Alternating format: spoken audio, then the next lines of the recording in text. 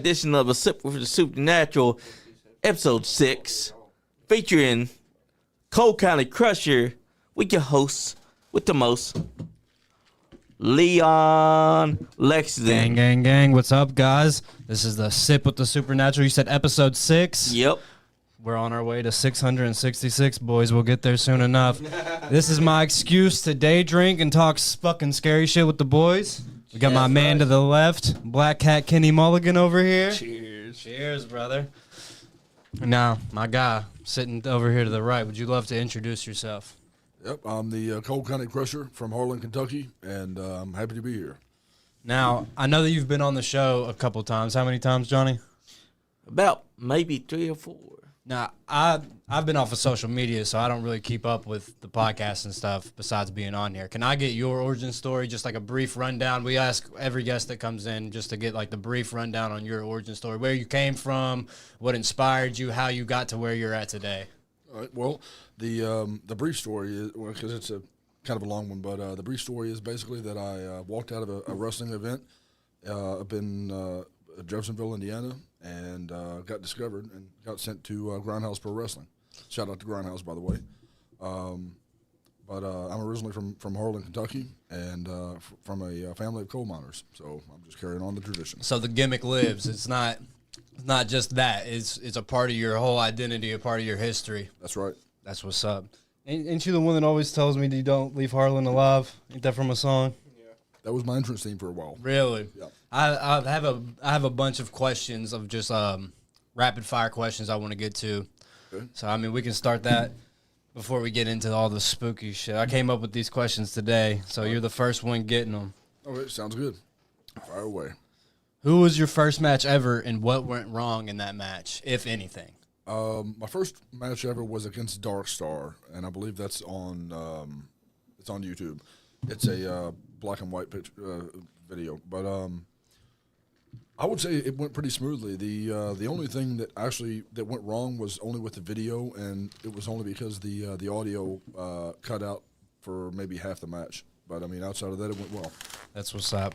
Now you said that Harlan, the song was your entrance music. Is there another song that you wish that you could use, or thinking about using, or just you're holding back on it but you want to use it? I don't know. Actually, to go back to the other question real quick, my first ever match itself was the Grindhouse Rumble, which I won. But my first singles Damn match. it, your first match. That's crazy. Big time in it. Yeah, big time. My first singles match was with Dark Star. But yeah, I don't believe anything went wrong. Actually, there's one thing that I could have done better, and I would say that it was the when I first came in, I didn't come in like a house of fire. Some people know wrestlers. You're a little timid, is what you're saying. You came in with a little bit of anxiety. I mean, yeah, I was really anxious. I was trying to kind of remember everything that I was trying to do for myself, because I had a mental checklist of everything I wanted to do, and I didn't really get to all of it. But at the same time, I just went in and just had fun. And, Hell yeah, brother! But That's the way to do it. yeah, but on your second question, I really feel like the You'll Never Leave Harlan Alive, the version that I used was absolutely perfect, because it really hit with the boys, and they were singing it to me. Like, they continued to sing it to me. Probably during the match, they're just whispering in your ear. Hit you with a gut shot, then whisper it. Now, as a kid, who or what made you believe in this sport, in this profession? Like, what was the moment where you sat there and looked at it and was like, I want to do that? I can think of one moment distinctively, and that was when I went to OVW's Christmas Chaos event in 2001, I believe, because it was delayed from the previous year. I was 1 year old. Were you really? Yeah. He's a youngin'. I'm a youngin'. I'm showing my age.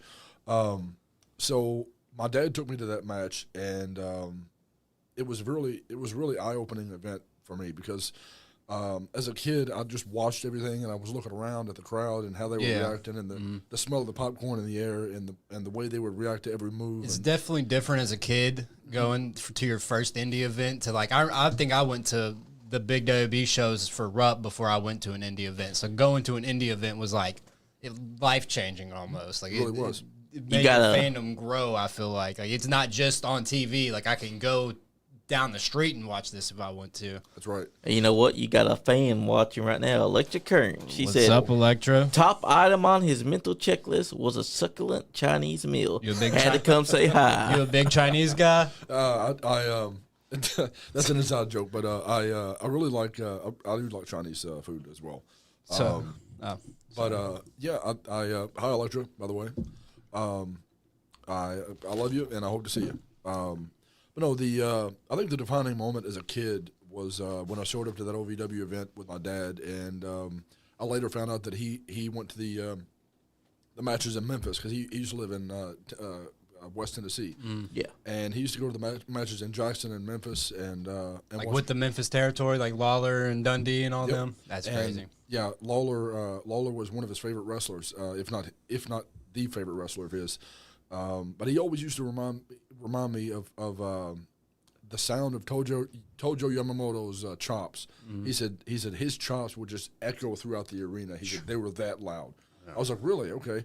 So then I did research on Tojo and started watching his the few matches that I could find of his, and eventually the story came full circle, and I went to I got the chance thanks to my friend Kenny Bolin. Shout out to you.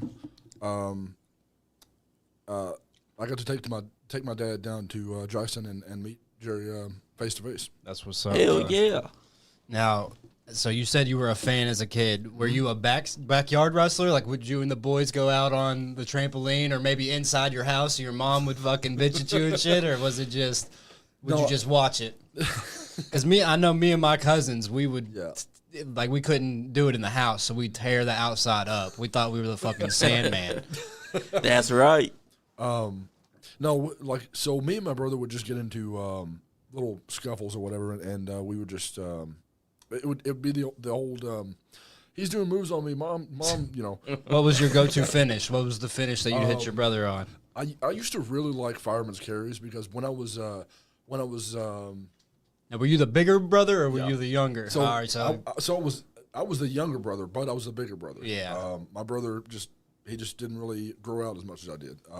At the age of 13 or 14, I was 225 pounds and 6 feet tall. yeah. So Play football? no, well, street football, but not Yeah, school. right. All right. But yeah, me and my brother used to kind of wrestle around, and I used to pick him up. And before Wade Barrett started using the wastelands, the forward thing, that's what I used to do to people. And I used to I always loved that finish for some reason. It's so simple, but like it seems like it would kill you if somebody did it like on the concrete or something, just had you up there and just laid you down. And what I would do is, and sorry to cut you off, but Oh, you're fine. what I used to do is I used to whip him off the couch. He would come back. I would pick him up, and then instead of throwing him down, I'd follow him down with it. Like I would have him on my shoulders, and I would just go down with him. Me and my brother were 10 years apart, so when I was like 15, 16, he would have been like 6, and we would wrestle on his bed for hours. And one day his bed got pulled out from the bed frame, and I hit him with the meanest jackknife power bomb, like through the bed frame. It was like the most. He was like, "No, please, don't, please." I just fucking dropped him right through it, and then he broke my phone the next day. It was around Thanksgiving, but Man.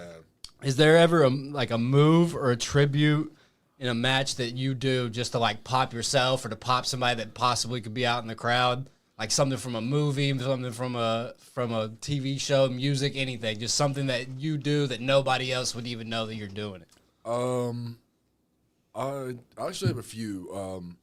One move I use simply because nobody uses it anymore, and that's the Polish hammer. I call it the 10-pound hammer, and the jackhammer. I use that as a finish, and I like. Never see anybody do the jackhammer anymore. Oh, Like, yeah. very rarely will you see a guy pull a jackhammer out. Yeah, there's a and the origin of that was I started using the Polish hammer to finish matches early on in my career because it was easy. I could hit it on anybody. Right. And that's what they say you should do. Just Finish use that the you can do on anybody. Yeah, and then finally, one of the trainers that I was working with was like, you know what, you're strong enough. Why don't you just use a jackhammer? I was like, sure.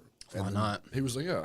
He was like, all right, so go do that to this guy, and the guy was at least 250 pounds, And I was like, okay, now or never. So I dragged him up and hit him with it, and they were like, "That's what you need to use this." Hell for. yeah.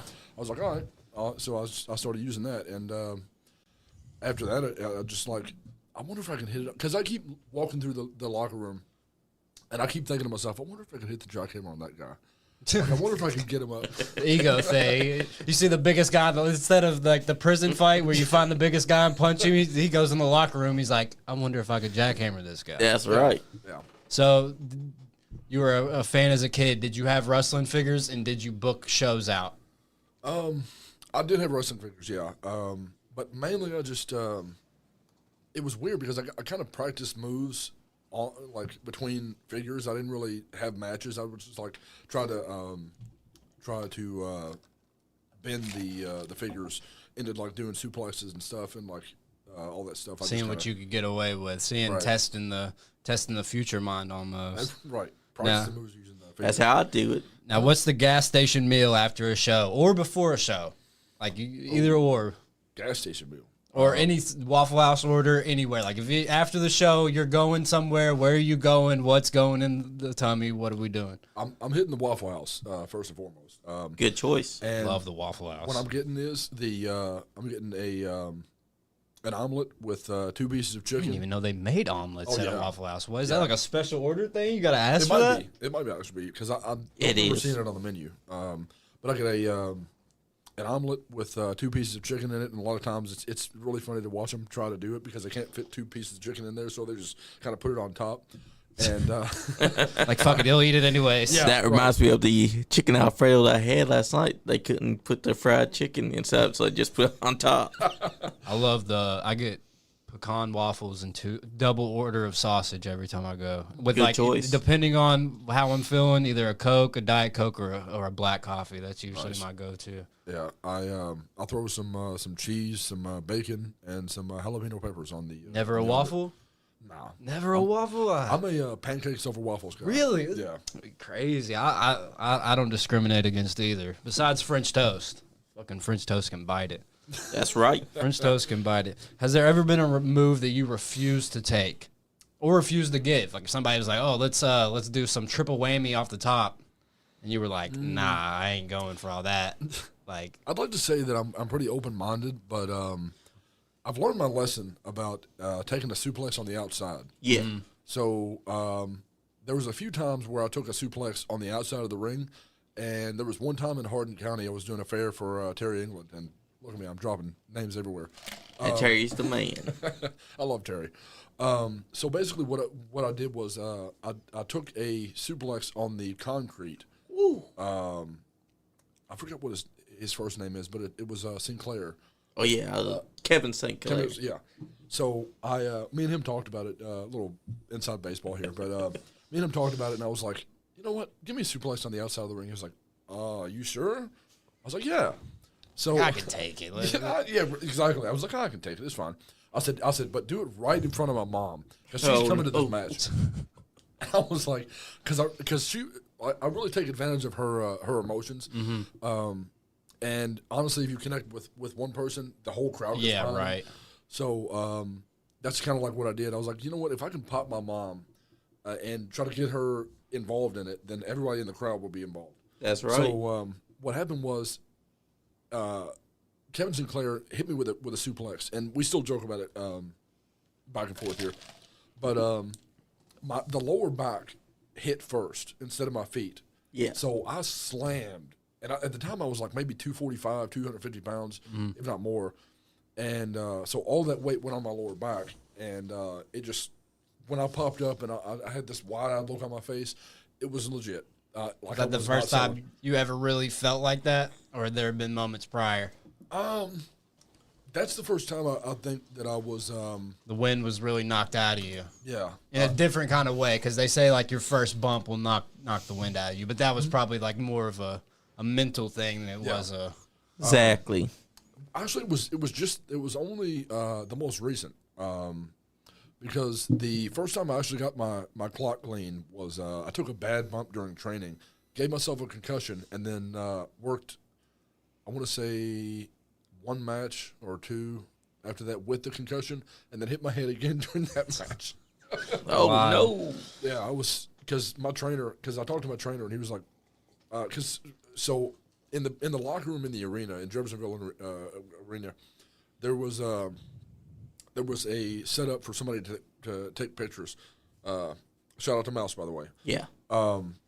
He was taking pictures, and the flash just out of the corner of my eye was really like Getting to making you, me yeah. cringe. Yeah, and my trainers were like, "Hey, are you all right, kid?" And I was like, "Yeah, I'm just the flash is bothering me. Like, you sure you don't have a concussion?" I said, "I don't know. I've never had one before." So then I did the match and the second match, and the trainer was like, "Yeah, I think you have a concussion. So you shouldn't have done that, but show must go I on." mean, it's a You learning win, you curve. lose, yeah. It's a learning curve, right? Yeah, I was watching some of your stuff earlier. Johnny Lee had sent it over because, like I said, I'm not on YouTube or Facebook or anything right now. So I was watching some of your stuff, and you definitely got that old school. The way that you sell as a bigger guy really surprised me because usually you don't see that from bigger guys. Like you were on the things that you did that I really liked was like when you were laying there, you were doing things that like a normal person really wouldn't pick up on, but like somebody that's actually a fan would have been like, oh, that was a nice touch right there, and it seemed like you probably were in pain, but it definitely hit me like you were. What was the match that you watched? It was the guy, the singlet with the girl. I forget his name. Oh, Nick Depp. Yeah, Nick Depp. I love that guy. that match was super good and well thought out too. I thought. And the girl was Mercy. Yeah, It's the Mercy. girl. Was that the same guy that was up on here? Yep. Yeah, and who he yeah. last night slammed her head onto the ladder and it threw her off Crazy. before he took the title at EWF. Yeah, that's what I want to do to my wife too. So I mean, in professional wrestling, yeah, we might just have to book us a match. yeah, because only in professional wrestling can domestic abuse be fair. Yeah, right. So in that match, I seen you working baby.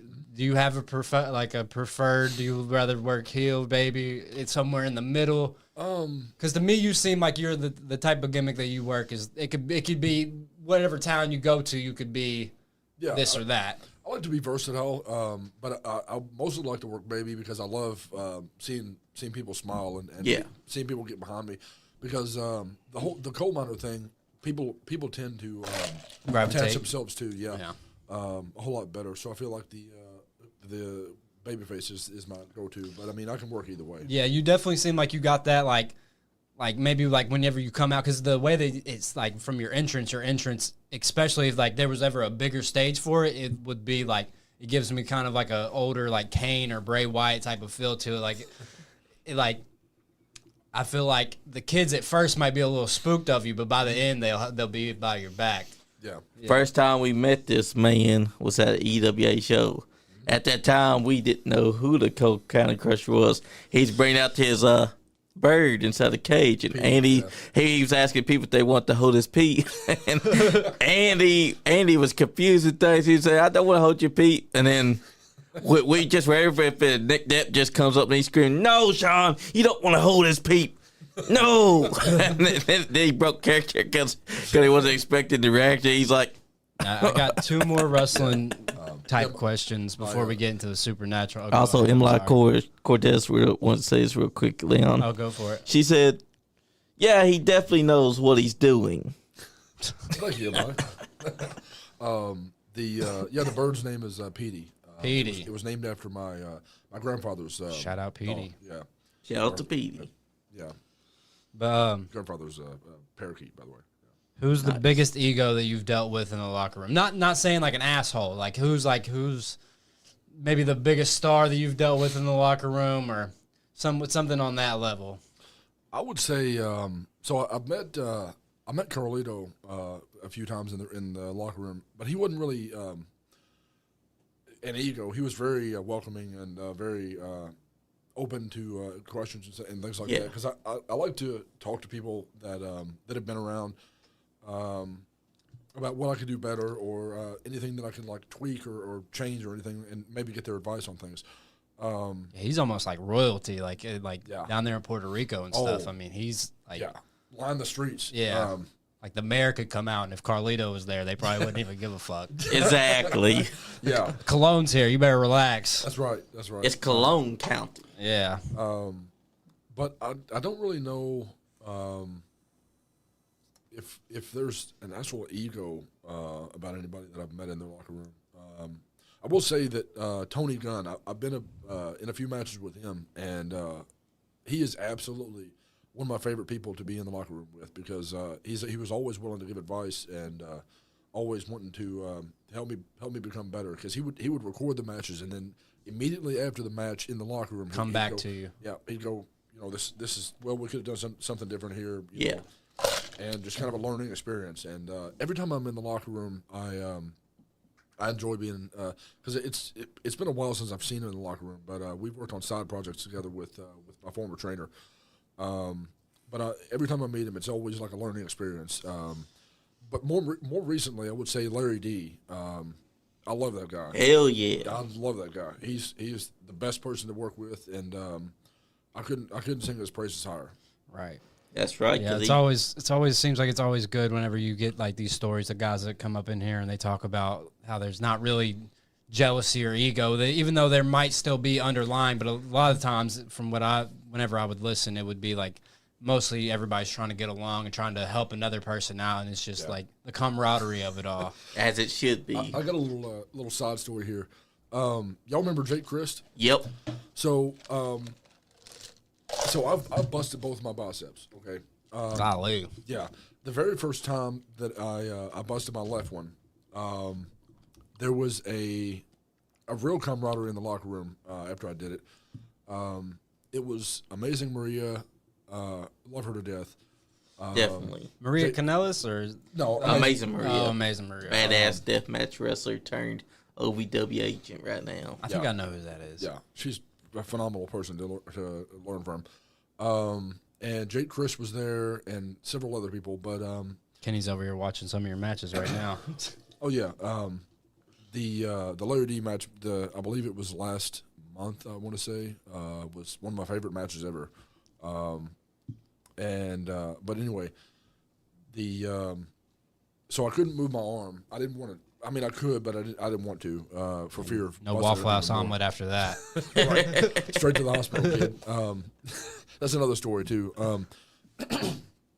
I tried to rib my trainer. Yeah. Because I had like a towel wrapped around it, and I walked up to my trainer. I was like, "Hey, you think this is torn?" And I pulled it off. He's like, "Jeez, Golly. go to the hospital, kid." And I was like, got the reaction I wanted. But Instead of punching you in it or something. right. He was like, "Oh, go to the doctor." That's just a flesh wound. Don't show me Right. that. Go to the hospital. Exactly. Because he popped his bicep too, but he didn't go to the hospital to repair it. It was like still there. Yeah. But no, like the camaraderie in the locker room. Jake Chris told me, I haven't talked to him since, but I hope he's doing well. He told me that after lending me his, I believe he lended me a belt or something, and he also helped me put my belt on my pants because I had to change out of my work pants. He said, "Don't tell anybody that Jake Chris helped you put your pants on." I was like, "I promise I won't," but now everybody knows. Oh, no. What was the recovery on that like? It was about 4.5 months, if not longer. And Did you work through it or did you? I had to take off my shoot job, which kind of hurt, but I mean it was kind of a long road to recovery, but it was a lot of physical therapy, a lot of trying to work it around and trying to make it back to at least half strength, trying to get it back working again. But, Exactly. Now, for the last wrestling-related question that I have, dream opponent, alive, dead, whoever you want. It could be George Hackenschmidt for all I care. Just alive, dead, indifferent, it doesn't matter. I would probably say dream opponent. That's kind of tough. I would love to face Roddy Piper because he could fit asses in seats. Hell yeah, he could. Piper's one of the greatest. Amazing. Him and Bret Hart at SummerSlam, such a good match. Yeah. Yes, it is. It's also probably because selfishly I would probably always want to meet him, And if I wrestle him, I get the chance to talk to him backstage and kind of get his feedback and learn a few things from him. And, Just to learn philosophy from a mind like Piper would have Yeah. been crazy. Just to sit and have a beer with him, maybe not even talk professional wrestling with him, like just to sit with him for like 5 minutes on like a flight going somewhere and just Right. talk to him about anything. Underneath that learning tree, baby. that's right. Yeah. I would say my dream opponent is my next one, because you can always Who's your next learn something from every match you're a part of, and every person you meet. That's my philosophy. If you end the day without learning something, you've done it wrong. Right, So, for sure. My next opponent and the opponent after that is Your dream opponent. probably my I dream love that. opponent. That's a So you said You know what? you You tore get- both your biceps, right? Yep. Well, tell us about the second one. So the second one, Was that like, were you like immediately, well, fuck? yeah, I mean, in a way I was, because to describe the way the first one went, it kind of felt like I was being like a taser was used on my left arm, and it was just like kind of fired my nerves, and it was like an electric shock going up my arm, and I was like, oh, something's wrong. But my right one, it kind of felt like a Charlie horse. So I felt like I kind of tweaked it maybe, Yeah. because it was in a match with Mickey Midas, and that's another guy I love to death. Love Mickey. He's always willing to teach and always willing to give feedback and everything. He's always been one of the nicest people I've ever met in the locker room. Damn straight. But it was just kind of a short sight by me, because he bounced off the ropes. He did like a springboard. This part was kind of funny. He did a springboard. He hit me in the chest, and he just dropped because I brick walled him. And I bent over, and I was like, all right. So I grabbed him, and I lifted him over my head like a deadlift. Yeah. And the minute I got about here is when I felt it kind of go, and it kind of felt like a Charlie horse. And I was like, Yeah. oh, something's wrong. So I put him down, and we continued the match. And then he did like a dive on me, and as soon as he hit me, and we went down, I was like, something's wrong. He's like, you all right? And it was funny because he's the one that hit me, and he was asking me if he was all right, because he took a bump on the side of the apron, and it kind of looked nasty, but he was still checking on me, and I was like, yeah, I think my arm is messed up, and he said, you want to go home? I was like, all right, sure. So we went another maybe 5-6 minutes, and we went home. But Well, I've always heard with the bicep tears and injuries, it's like you can't really do much after. So it's like if you're in that predicament, you might as well just end it. That's and right. Send the people home happy. Then you'll Right. just be like, oh, X up. We got to call it. right, and that's exactly right. You can't really do much for it, because once it's torn, and it's kind of like, well, we might as well just Just do it. work around it, Yeah, basically. work That's around it, right. And that's what we ended up doing. And it turned out to be tore a little worse than my left one, even though it didn't feel the same. And I was like, it might have just been tweaked or something, because Yeah. I didn't feel the same electric shock going up my arm. And I was like, maybe it's just like a twinge or something. Maybe it caught something wrong. But no, it was torn. So You Jake must, Ratliff. you must be the ladies' magnet, dude. Every because, comment on here has been a lady. Because Billy and Julie says, built like the Incredible Hulk, you get knocked down and stay back up. Proud of you, Crusher. Connor Bill said, what's up? Also, Jacob Ratliff over here, he said, what's up? I loved working you at the fair. I thought we had great chemistry. Crusher's over here like, no, he thought differently. shout out to you, Jacob. That's right. And to you, Julie, I really appreciate that, and I'm always working to get better. And Lucy McGillicuddy said, Brock being your dream opponent. Oh, that'd be cool. Brock would be sick. I think a really cool match that you could have would be Pete Dunne. Yeah. Yeah. I would Or- love to do that. You versus Bronson Reed. Yeah. So I was able to pick up Drew Dillinger when Drew was like 450, I think. And that's a former Gen X heavyweight champion. Yeah. Amazing journey, by the way. Body transformation. Even transformed his mind, and I love the way he thinks about like outside the box about the wrestling business and about things in general. But I was able to get him up when He was at his heaviest. he was at his heaviest, and I was able to walk a few steps with him, and then he slipped behind me and got me with a dragon sleeper, and that's the way that match ended. But I've always wanted to run it back, and I really think that Bronson Reed would be a pretty good obstacle for me to go against, because I'm always looking for the next obstacle to overcome. Now, I do too. There's a part of me that doesn't even want to get into the supernatural shit because I'm enjoying the conversation that we're having. But it's the name of the show. We're gonna shout out Willett with Old Bardstown. Let's get into the nitty gritty. So Johnny was telling me that you worked somewhere that you've had some shit go on. When did you, as a person, as a kid, maybe anywhere in your life, when did you sit down and say, oh, there is something else other than just what's being perceived outside of our mind? You're talking about like spiritually? Yeah, spiritually, whatever. I mean, you lived in the mountains out in Harlan. I mean, there's probably some shit out there that I don't want to see. I don't say the W word, the S word, all that shit. Well, they down in my dad's part of the country down in Tennessee, they used to call them haints, and they were like spirits basically that would go through the fields, and allegedly you'd see like floating lights going through the cornfields, and chills already, bro. Oh yeah, 5 minutes. They and I think I can remember when my great grandmother died. We went down to Alamo, Jackson, Tennessee. I believe she lived near the border or around there. And I want to say it was 94, 5.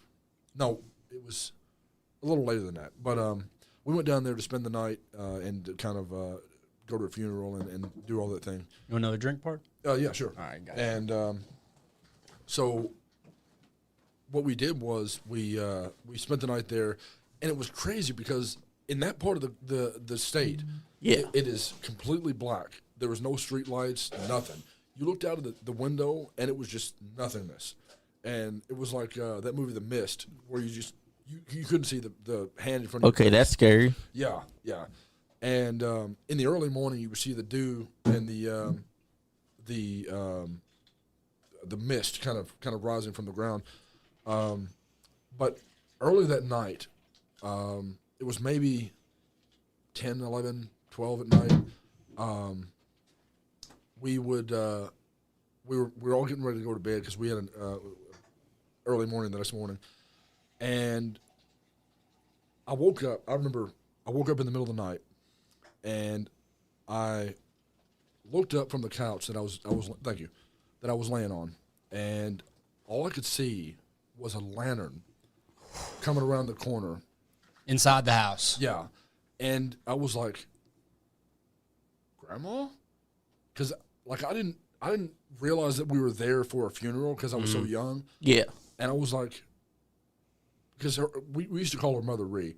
We were like, yeah, that sounds like somebody that might haunt you while you sleep, or not haunt you, but just come say what's up to you. Yeah, and I was like, this, like, even as a kid, I was like, I realized it was creepy, but I didn't really realize the gravity of what I was seeing and what I was experiencing, and it was like, what's going on? And I attempted to talk to her, but she just kept walking, and that's creepy. Yeah, and then the next morning, day, I believe, I told my mom about it, and she was like, mouthful of flapjacks. Yeah. I was like, she was like, what? It's like, yeah, I seen Grandma. Yeah.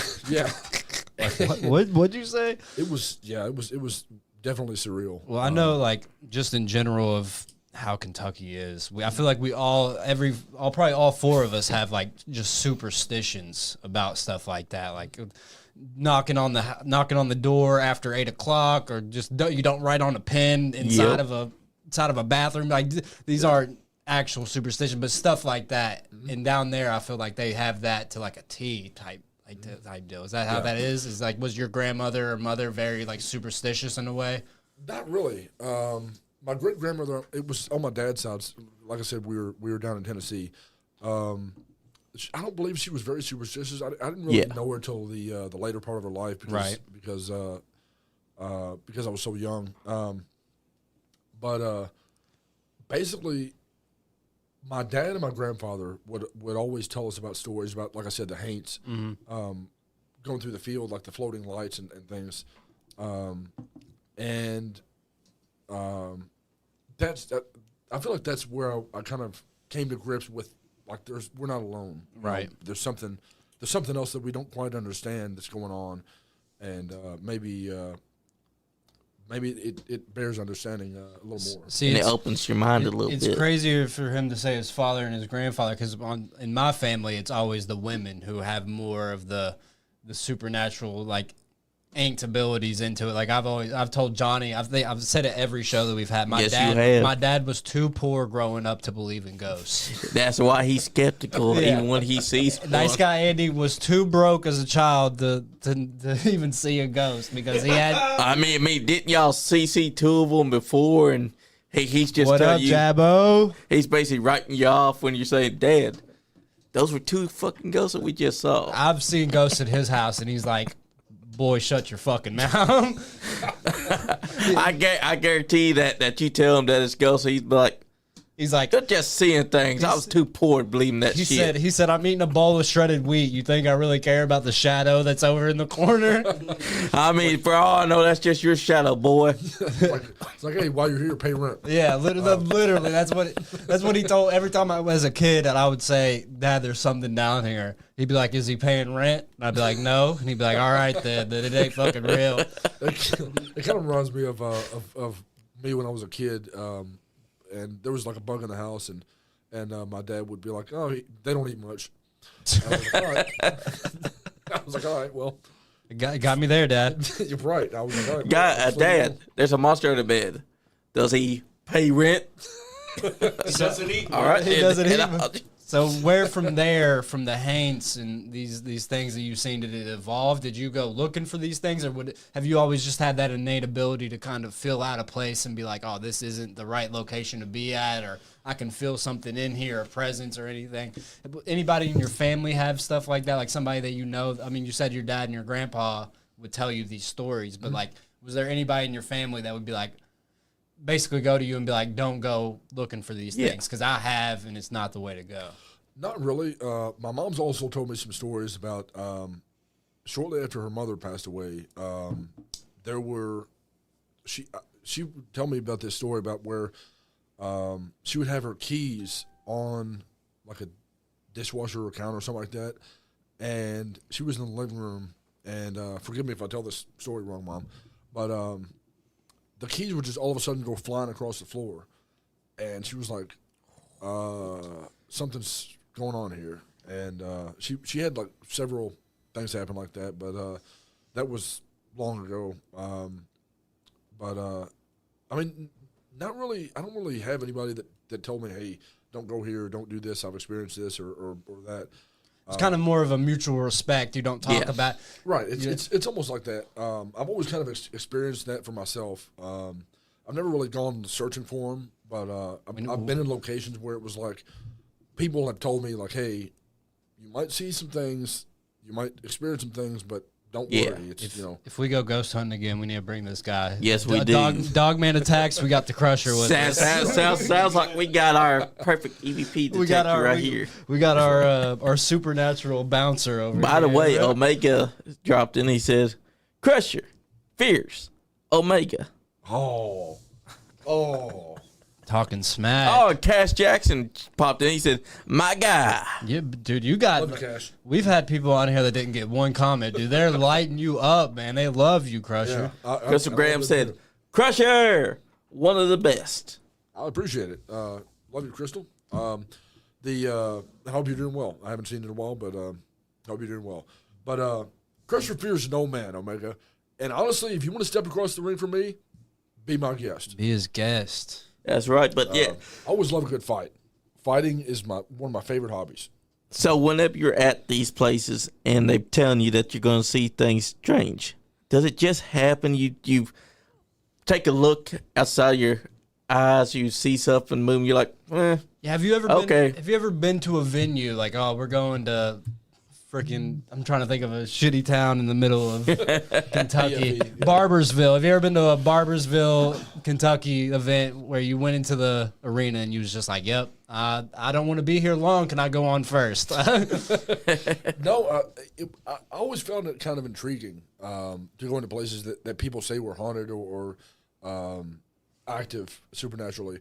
And I'm kind of like, you know what? If something happens here, then I'll know that something is going on and something's here. exactly. But I've never really been fearful of any kind of location or surroundings. I've just been like, okay, if something happens, then it just happens, Right.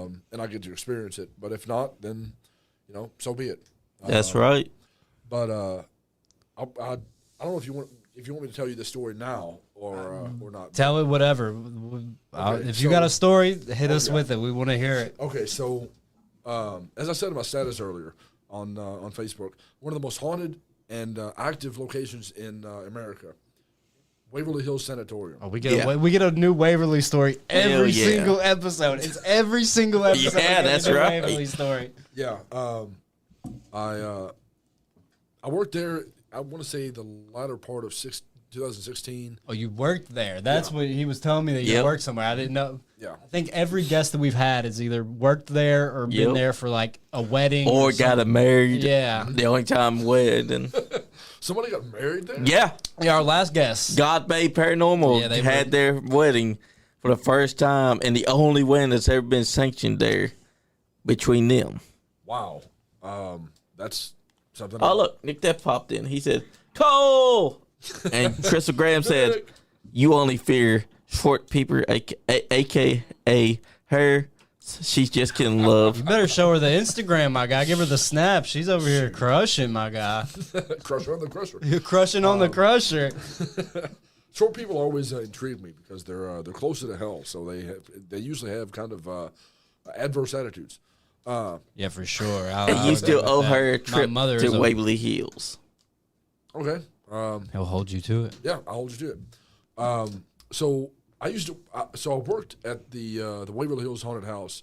I want to say 16 or 17. Yeah. And Best years ever. oh yeah, I love 2016 to 2018 were the best years of life. Fuck They were. fuck 84. Come on. Fuck 84. 2016. yeah. So I worked there, and as I was getting ready for the haunted house, Now, were you in the haunted house, or was you just like a person, you kind of observed the cameras, or were you a guy that put on the costume? Like, what was your role there before we So- get into the story? so I was an actor there. So yeah, I could see that. I I knew it before I even asked. I was like, Yeah. so I got called in by one of my buddies, and he was like, you know what, you've been good for the haunted house. He said you've got kind of a rubber face, and you're able to kind of contort your. is that the best? expression, and That the best compliment you've ever got? one of the best. Yeah. And because every time somebody calls me a rubber face, I keep thinking of Ernest. Ernest Worrell. I'm not sure Yeah. you ever watched. Like the Ernest movies, yeah. Ernest, He's able to, like, I twist love his face Ernest and, P. Worrell. like I a love like that a guy. Jim Carrey type, yeah.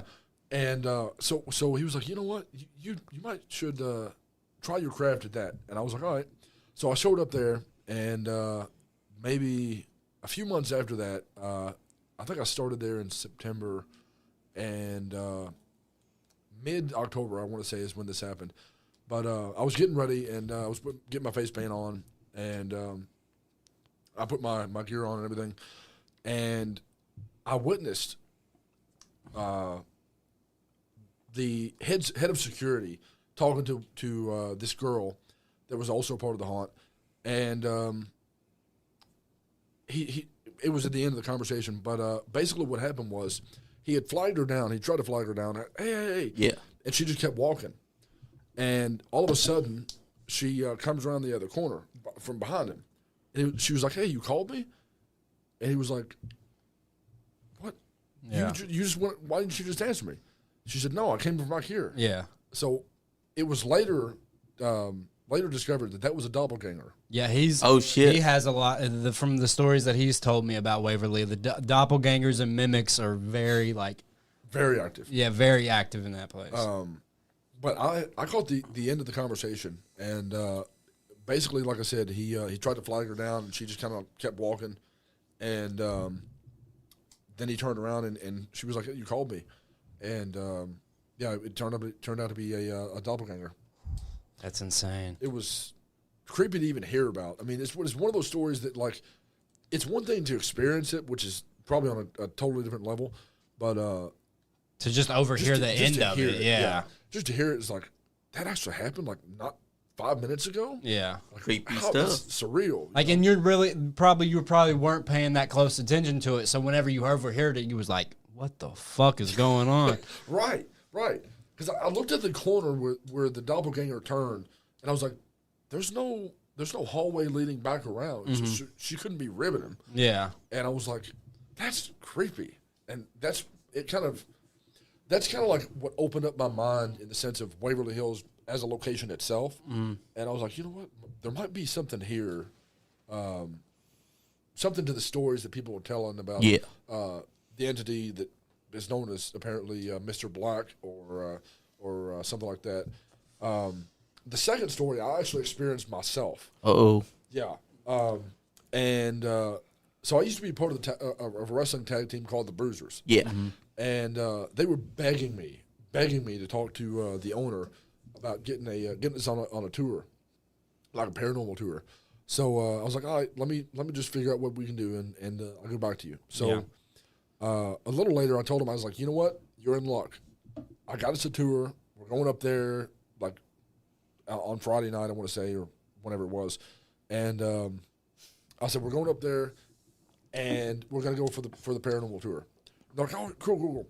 So they meet me at my house, and we drive up there. It's and it was kind of a surreal experience to begin with, because once you drive up the hill and you see the visage of the Waverly Hills, and it's just towering over your car, and you're like, that's Waverly? Good God. Yeah, I've never seen it. Me and my girl were in Louisville probably 2 or 3 years ago, and we drove to the gate because I didn't know, because back when, like, I was in high school and stuff, all my boys would be like, oh, we're going to Louisville, we're going to go to Waverly. So I thought that it was just like some like old country road that you could just go on. But we went there and it was a gate, and I was like, I didn't expect that at all. So I've never actually I've seen the pictures and stuff, but I've never seen it myself. So I have no idea how that would even feel. It is a towering. The presence coming off of it alone has to be insane. And you worked there. Mm-hmm. That's crazy. Simply the presence of the building is like. It's a person in itself. It's like if it was a story, it'd be a character. And it has aura. It does have aura. Yes, that's right. Exactly right. Now, I can't really talk right now. Now, was it whenever you seen it, were you frightened, or was it like more of a respectful thing, or like how did you, whenever you drove past it, what was going through your mind in that moment? Like whenever you seen this building, is it like, oh, it's an ancient place, it has history, or was it like dread coming off of it? So I've always been kind of a history mark anyway. I love history too. So learning more about it, and especially about the paranormal experiences that people have had, kind of gave me a newfound respect for it. But this is after I'd worked there, so I knew how the building looked and how it kind of behaved. How long had you been working there before this happened? I'm sorry if I'm breaking up. No worries. I'm open to all questions. But so I worked there. I want to say I worked there as a haunter, 16 and 17, and 2017 is when I started training for wrestling. So I kind of took 18 off. Yeah. And then came back in 19, I want to say. This happened, this specific experience happened in, I want to say 2024, 5. So it was recent. Maybe even 3. But either way, it was recent. So basically what happened was we took the tour, and eventually you get to the OR where a lot of crazy operations happened because they were kind of experimental there. No, for sure. They didn't really know how to treat tuberculosis, so they were just kind of like trying everything. Yep, because at the time, tuberculosis didn't have no cures. Right. It was, I don't think it's still to this day. It might not even be cured. Like if you get tuberculosis now, I mean they can treat it, but like you're still gonna have it throughout your life. Is what I've always come to the understanding of. so kind of like shingles, where it just kind of sticks around. Yeah. behind Yeah, the scenes. yeah. I know back then. I'm big on Red Dead 2. I don't know if you played Red Dead 2. Yeah.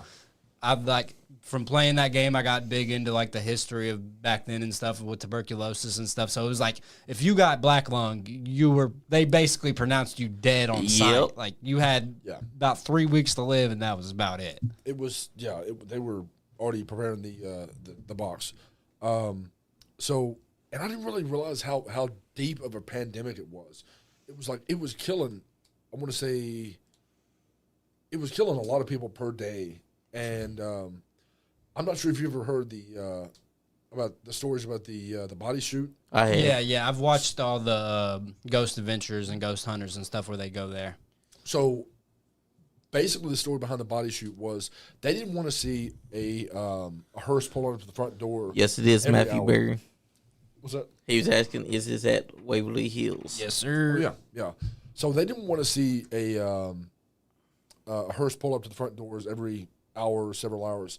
So they made the body chute to where they could pull up behind the hospital, wheel the gurneys with the dead people down the body chute, and then they would end up in the woods somewhere where they would be away from the prying eyes of the patients, because they wanted to keep the morale up. Right. And seeing a hearse pull up every hour. I think it was up to. I think we've done research on this. It was like 500 to 1,000 people like a week. Yeah. Was it really? It may have been a day, but to me that seems really crazy for 500 to 1,000 people dying a day. But like I think it was a week that like in a week that many people. A week to 2 weeks. Yeah. It was extreme. Our researcher over here is getting down to the nitty gritty. That's right. You got to research it. And what's funny is my haunt room, was just off of the body chute. So I would chase people down the hallway towards the body chute, and then it would cut off to the right where they would exit the haunted house. But the body chute itself was gated off. Approximately 1.25 million people died from tuberculosis annually. Wow, Yep. that's insane. Over 1 billion people have died from TB throughout human history. Wow, That's because It's 10% of everybody that's alive today. right? Because you figure, what is it, 7 or 8 billion now? Yeah, it's like about 8 to 9 at what we stand today. Yeah. So that's a pretty significant amount of people. And that, like I said, that was the craziest thing. My room was just off of the body chute, and like I said, the entrance to the body chute itself, because it was kind of a steep cutoff. It was like an iron fence to prevent people from going down there. And they would, like I said, they would cut off to the right and exit the haunted house. So like I said, we took the tour. Me and the Bruisers took the tour, and we saw the body chute first, and then we wrapped around the hospital, and we eventually got to the operating room, and there was a metal table in the middle of it, and just off the operating room there was a huge metal door, and it was maybe like this thick, and it was open, and both the other guys walked in there, and it was like the instrument prep room, Yeah. where the doctors would kind of like prep their instruments and sanitize them and everything. Wipe it with horse shit because they didn't understand Yeah. medicine back then. Right, and it was really cold in there, even though it was a warm night. It was really cold in there. It was like a presence, and one of the bruises were like, "Is there a vent here? Like, is there something like cold air's in here?" And our tour guide was like, "No, there's no vent here." Right. I don't know.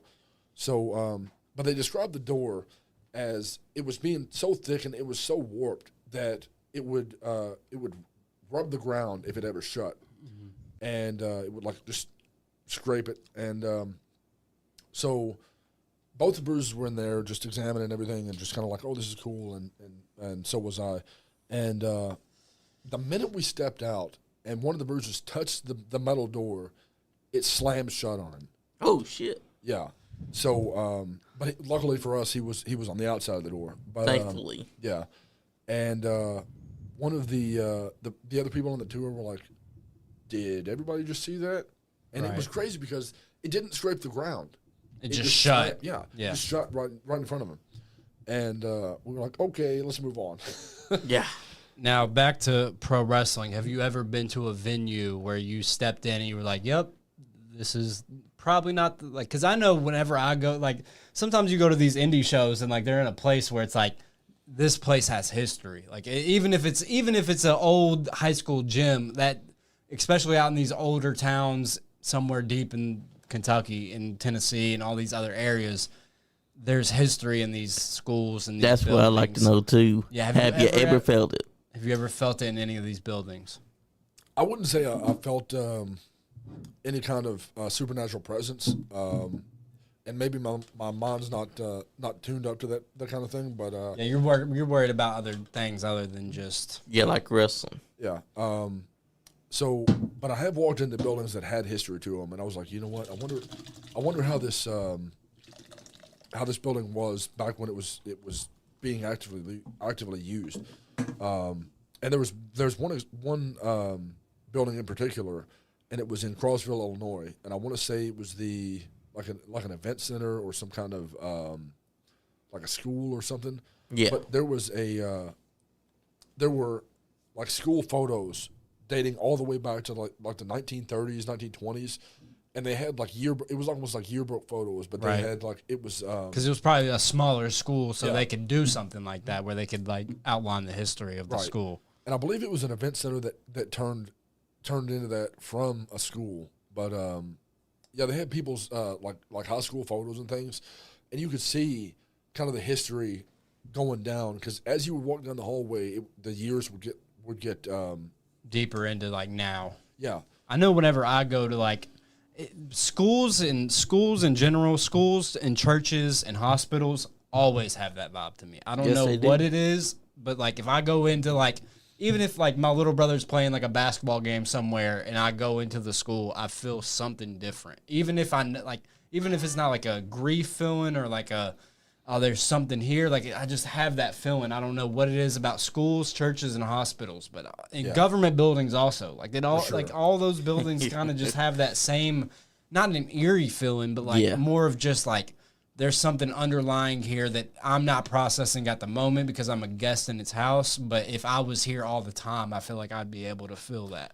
That's honestly how I felt about that Crossville gym or event center or whatever it was. Yeah.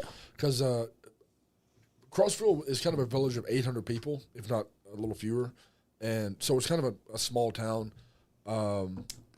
and so but you could feel the history as soon as you walk through the doors. You can smell.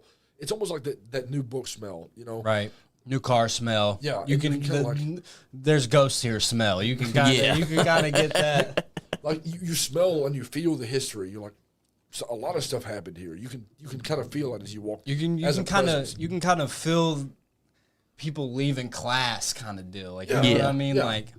Like the history is there, but like I said, my mind might not be fine tuned to the experiences. Yeah. But I keep every time I walk down there, and I haven't been there in a long time. But every time I used to walk down the halls, I used to look at these pictures, and I was like, I wonder how these people were like when they were alive. Because I mean, I think it went back to like the 1920s, maybe even earlier than that. And I was like, I wonder how these people were, how they acted, how they felt, how they learned, and I'm kind of fine tuned to people's experiences. I really want to learn how people used to be and how like the way people came to be. You know. You know, this has me curious right now. Crystal wanted me to ask you about the movie Death Tunnel, filmed at Waverly Hills. I've never even heard of that Oh movie. yeah, there's a movie. So I'm not sure. I don't know if I've seen it or not. I might have watched it because I think she told me one time that she wanted to watch it, but I'm not sure if I ever found it or not. But the owner of Waverly Hills might be able to shed some light on that. If we could ever get them in here, that'd be Zach, crazy. She's a very busy woman. But I love her to death. Life of Now, your experience of what you saw that day when that door shut, would you say that made you an even more believer? it gave me pause for sure. Yeah, where are you on the spectrum? If down A here's- believer or a skeptic? If down here's nice guy Andy and we're up here, where are you on that spectrum? How good did you grow up to where you couldn't believe in ghosts or not? I would say that I'm about the middle. I've always been a believer in God and believer in Jesus. So I was Shout out Jesus. Yeah, I was like That's right. I was Pray every always, night. I was always kind of if God be before me, what can be against me type person. Yeah. So I was never really fearful of anything that like would or could happen. But I was it was always like a thing in my mind, like, you know what, something might be here, but I'm not gonna give it any energy. I was a big atheist throughout high school, and even I wore a lot of shit that everybody in my grade throughout middle school through high school, they all thought I was a devil worshiper. I would never worship the devil, but they all thought I did because of the way that I am. People think of me a different way, but Perception. I pray to Jesus, and I don't even know if it's Jesus. I pray to whatever. I think God is so astronomically impossible for the human mind to comprehend that it's like a ball of light, kind of like that light. Whenever they say like a baby's coming through and they see the light, like that's what I perceive God possibly as. And I think that religion, we've talked about this on the podcast before, religion and what you grew up with has a lot to do with how you perceive these things. And I agree 100%. and you grew up, what domination of Christianity did you grow up? My mother, I believe, was raised Southern Baptist. Yep. So Shout out, brother. Yeah. So I kind of was on that belief, but I mean, I kind of when I grew up, I was like, you know what, I didn't really consider it a religion as much as a relationship that I had with Jesus. That's And all. it was That's like, all religion should be, Yeah. at least to me. Exactly. I don't think it you was should like- have to go and pray to a God to have a relationship with That's God. exactly was- right. it was like the way that I perceived life itself was one of these things. Like things might happen, but like you don't have to give it any of your energy, and you don't have to really. Out of all the people that we've had in here to talk about supernatural, you're probably the most that's been like, I don't give it no thought, but I know it's there. That's right. That's pretty much it. Yeah. I love that philosophy. That's right. That's a good philosophy to have. He's one of the good ones when it comes to wrestling and the supernatural. Damn, brother. Skippy. Cash Jackson over here also want to say something to you, brother. He said wrestling in school makes the match more fun. That's true. That's true.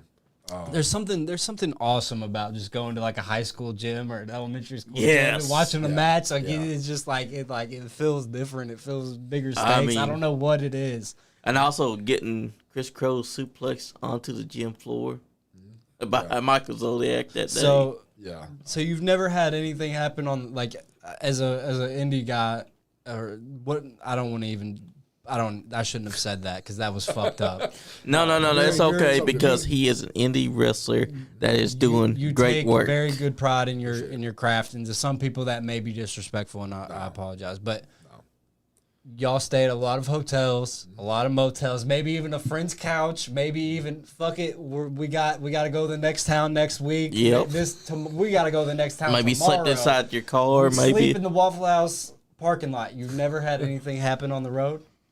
Not that I was ever aware of. If it did happen, it just happened to the people that were around me, and not to me specifically.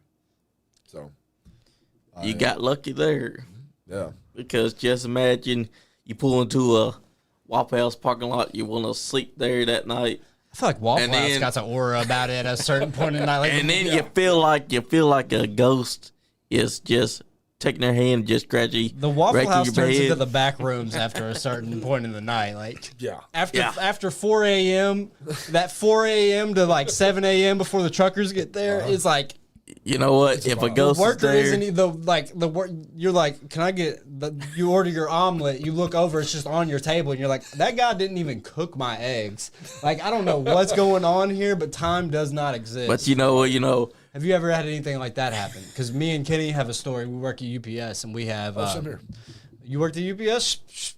Dude, we love you by the minute. Hell my guy. This is yeah. our fucking guy over here. Shout out Crusher, man. Yeah. But we had an experience at work where like time like ceased to exist. Where like we because you said you worked at UPS, we have one break, and we went out to break. He didn't join break. He usually sits and like eats his lunch, or sometimes he doesn't smoke cigarettes and stuff. So sometimes he won't come out to break. Right. And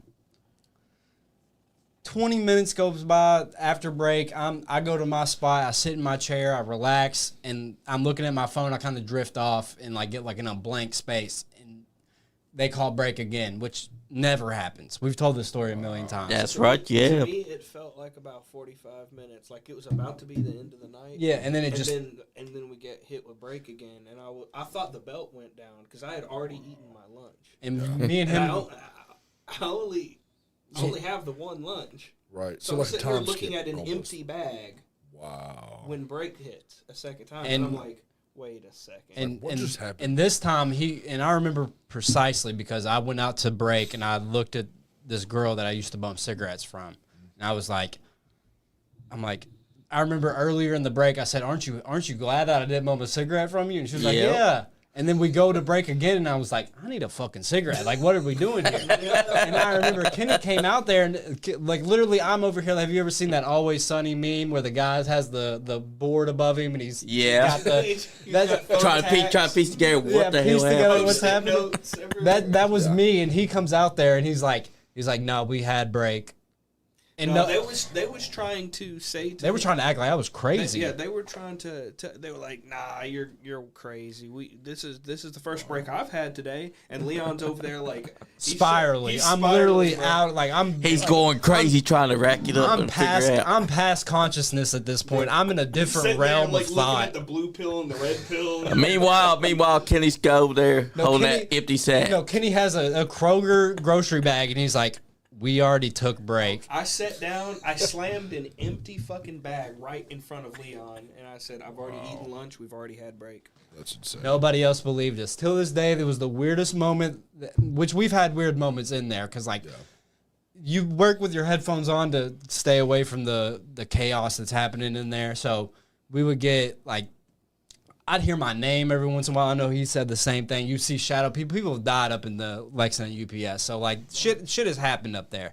But that day was the moment where I was like, what the fuck is happening? And the fact that if he wasn't my friend, I might still be at that break table just freaking the fuck out. I seen the engineer.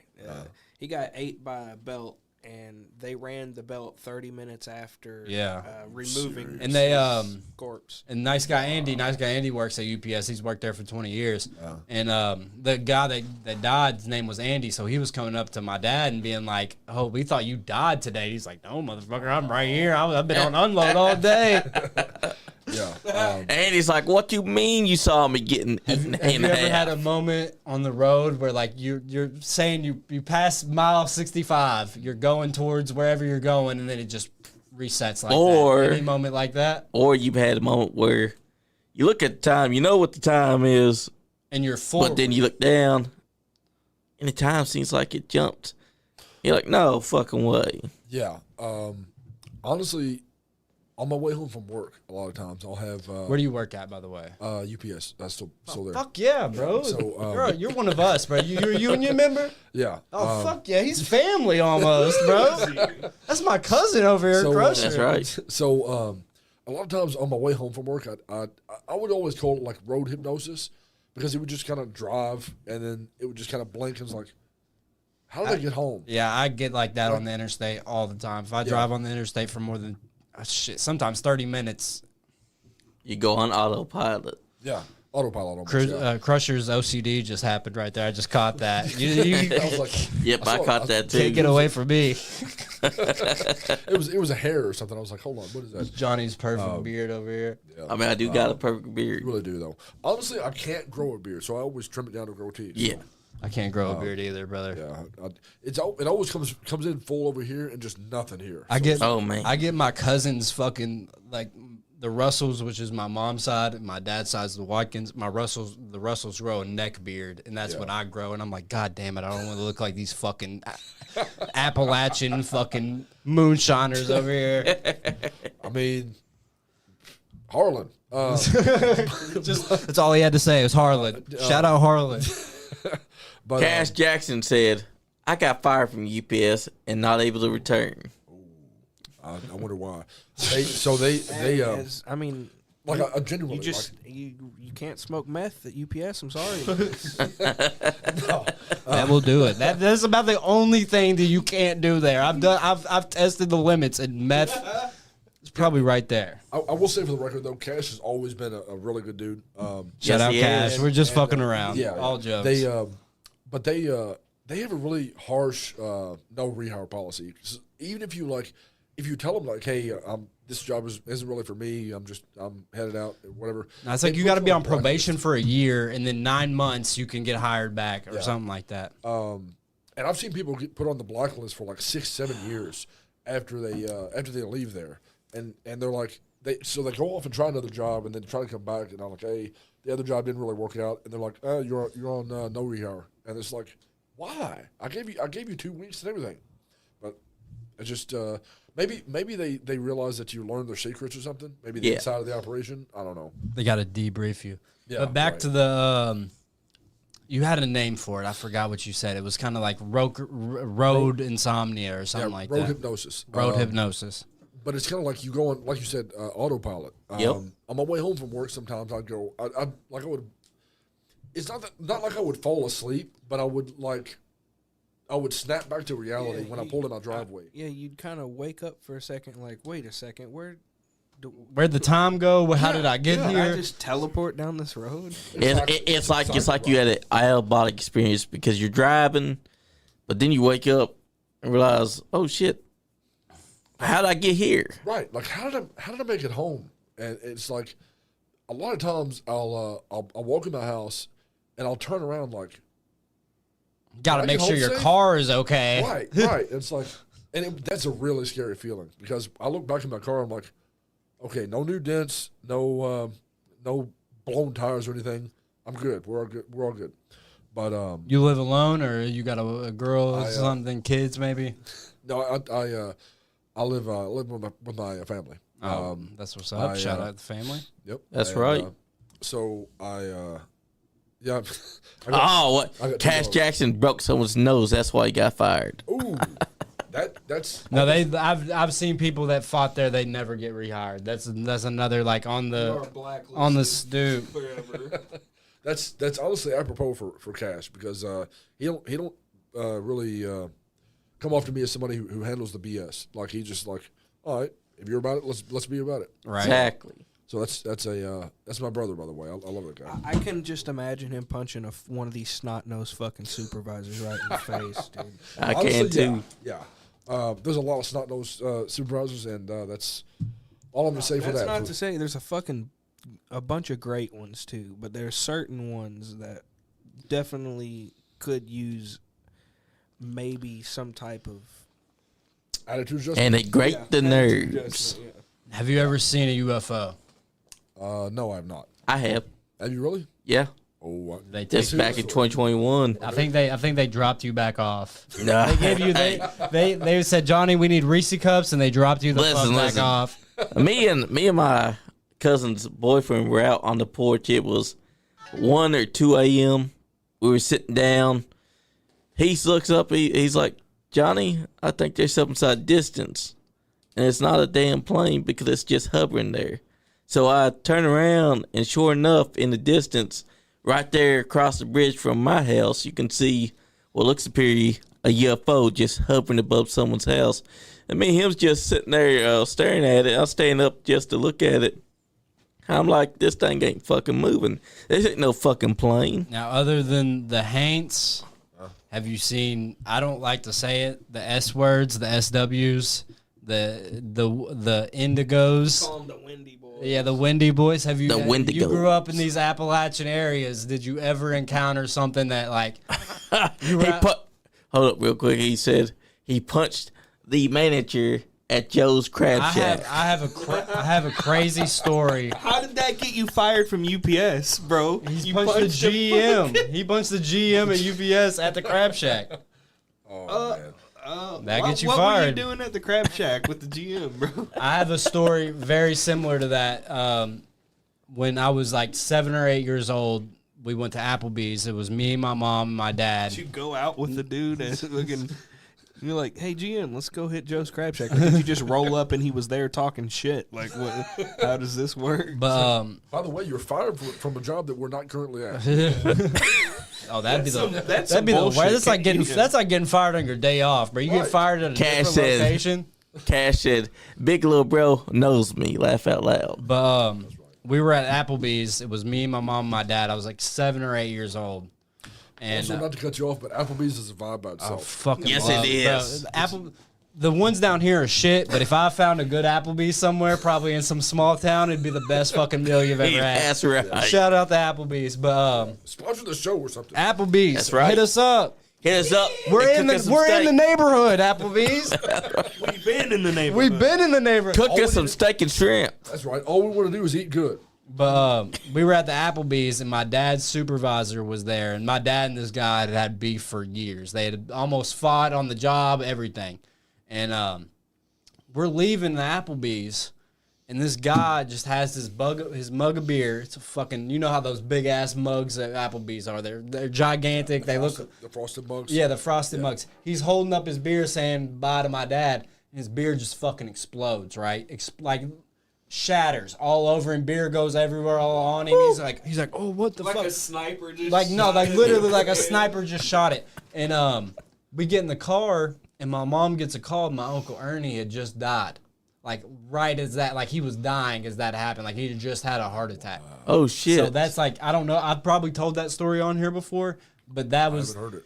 but yeah, that was probably one of the biggest supernatural events that ever happened to me as a child. Was we were at the Applebee's, the guy's mug exploded, and as soon as we got in the car, I remember we drove down to Loudon over here on off a New Circle, and my Uncle Ernie had passed, and it was like this guy fucking something in the air was making this dude's fucking mug explode because. That's insane. But that is insane. yeah, that was definitely it was a fun event. I remember- He said no. He used to work there at the Crab Shack as well. He worked at the Crab Shack and UP. Where he came out of washing dishes to go fucking taunt his supervisor. How bro. the fuck is he a GM at UPS and then working at Joe's fucking Crab No, he Shack? fought the GM at the Crab. From what I'm putting together, he fought the GM. He worked at the Crab Shack. No. He worked for UPS at one point, and then he worked for Crab Shack.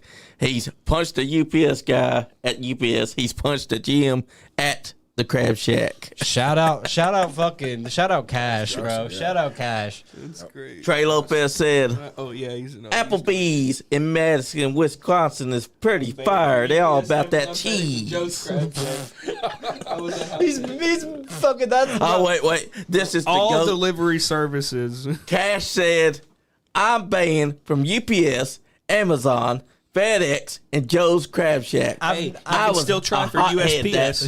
USP. I've never met someone more trash in my life. I've never met you, Cash, but shout out to you. You're straight garbage, bro. White trash or fucking like the rest of us, bro. Like He said that back then he was more of a hothead than he is getting now. fired from the Joe's. I can see getting fired from FedEx, Amazon, or UPS, but getting fired from the Crab Shack must take a lot. Must take a whole lot. There's one. There's I one thought place you could to- have a fight at the Joe's Crab Shack. I thought that was like the It's like the Applebee's go. Waffle House kind of deal where you can fight there. Yeah, He said he was young and dumb at the time. I'm pretty sure every Waffle House has like a policy that the worker can get into a fight if they need to. If just someone gets I mean, rowdy, they're also the bouncer. we did see a video where a worker had a chair at one point. I've seen a video where it was this girl from Japan came over to America, and she said, I went to a Waffle House and I didn't see one fight. And then somebody said, as an American citizen, you have a duty. If you see a foreigner inside of a Waffle House, you have to pick a fight with the fucking waitress. That honestly, I feel like there is no place other than Waffle House that you're required to be able to fight. Oh, that's a damn octagon right there. Yeah. And it's What, the Waffle House Octagon. Yeah. They should sponsor the. Oh, the fact of that, bro, let's get Dana White on the phone right now. also shout out to the Waffle House Fight Club. Shout out to them. That's right. We don't talk about it, but we know that's here. My boy beat up a Waffle House worker. His nose was the size of a tomato. I don't know what the fuck. He looked like he got herpes inside of his nose. He left we were down and dashing at the Waffle House. He left his phone. My boy and my cousin had to ride back on a moped to go get his phone, and he beat up the fucking waiter at the Waffle House, right? Because he left his phone. But we're getting too off topic. Have you ever lived in a haunted house? Lived in a haunted house. I want to say the house that I'm currently in is. I mean, some things have happened, but they've all kind of been explained. So I'm not sure if That's false bullshit. explanation. I hate the explain. I hate the explains. Yeah, I hate the explanations. So Like that dishwasher's always been like that. What do you mean? What are you talking about? This door has always been creaky. It's like, yeah, you had a nightmare about a vampire that wanted to kill you? Yeah, everybody has that same nightmare. How dare you claim that monster underneath that bed has been here? It's been there 1,000 years. Of course the swamp monster that sits in the basement looks at you funny. What are you talking about? So we were having somebody work on our house before I moved into it. And I believe that I don't know if it was, before you get into it, I believe that that's actually a thing.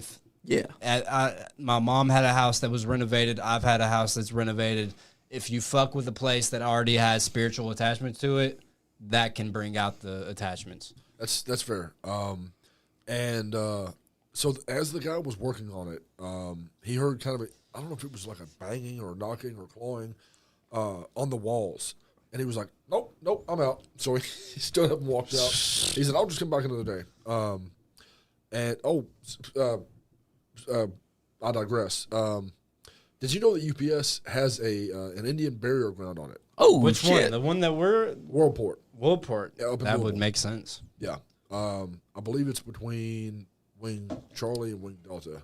But it's actually, if you look at it on Google Earth, I want to say Google Earth has the top-down view of it.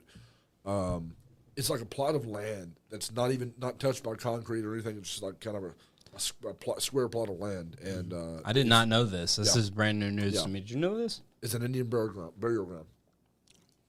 And UPS kind of built around it and just never disturbed it. But so the guy that was working on the house, he decided to come back another day, and I think he heard something happen again, and he was like, I'll just be back another day again. So eventually he got done with what he was doing, and but he swears up and down that he experienced that. Yeah. Cash Jackson wants to know, who's the top 5 hardest hitters you ever wrestled? Top 5 hardest hitters. I will say that Cash is definitely on that list. Johnny Lee on the top 5? I've never wrestled you, but it would be my honor, brother. That's right, brother. We still need to have our match. I would say Cash is a very safe worker, but those are the best guys to work. The guys that like you get in the ring, you go to the arena. They have you on the chalkboard or whiteboard or whatever, and you look at the board and you're like, yeah, he's gonna give me a fucking run for my money tonight. Are those the best workers? To me, they kind of are because they always say hit hard in safe places, and it kind of makes it easier for you to sell it if you can feel it. Right. So, but I'm not talking about like knocking somebody's block off, but I'm just saying like just enough so they can feel it. I would say, like I said, Cash Jackson's on the list. Robert Ketchum, one of the Bruisers. Hell yeah. He's a very, very good wrestler. He's Grindhouse. Oh yeah, Grindhouse. I always go after him in training to kind of fine tune my brawling skills because he is the bunkhouse brawler. He's one of my best friends in the business, and he can really give you a good fight. And I kind of like the gritty, long hard fights because they give me my money's worth, and I'm sure they give the audience the same. That's right. I feel like that for me as a fan. If I ever hit the lottery, if I ever came with $1 billion, what I would want is something that's like mix the UFC with Days of Our Lives. That's what I would want. That's right. Like, a soap opera and some UFC. Yeah, like where it's two guys, they're in the ring, they have their adversaries, shit just happens. That's if I was a promoter, that's how I would want it to go. I love that old school mentality. You don't see it as much anymore. It's definitely a lost art. Shout out to you, man, media. I think at least to me, what professional wrestling has lost is the art of the simple man. Like you're right, the art of the simple man, where it's like blue collar brawlers. Blue collar brawlers. Like Jim Cornette talks about it, where it's like.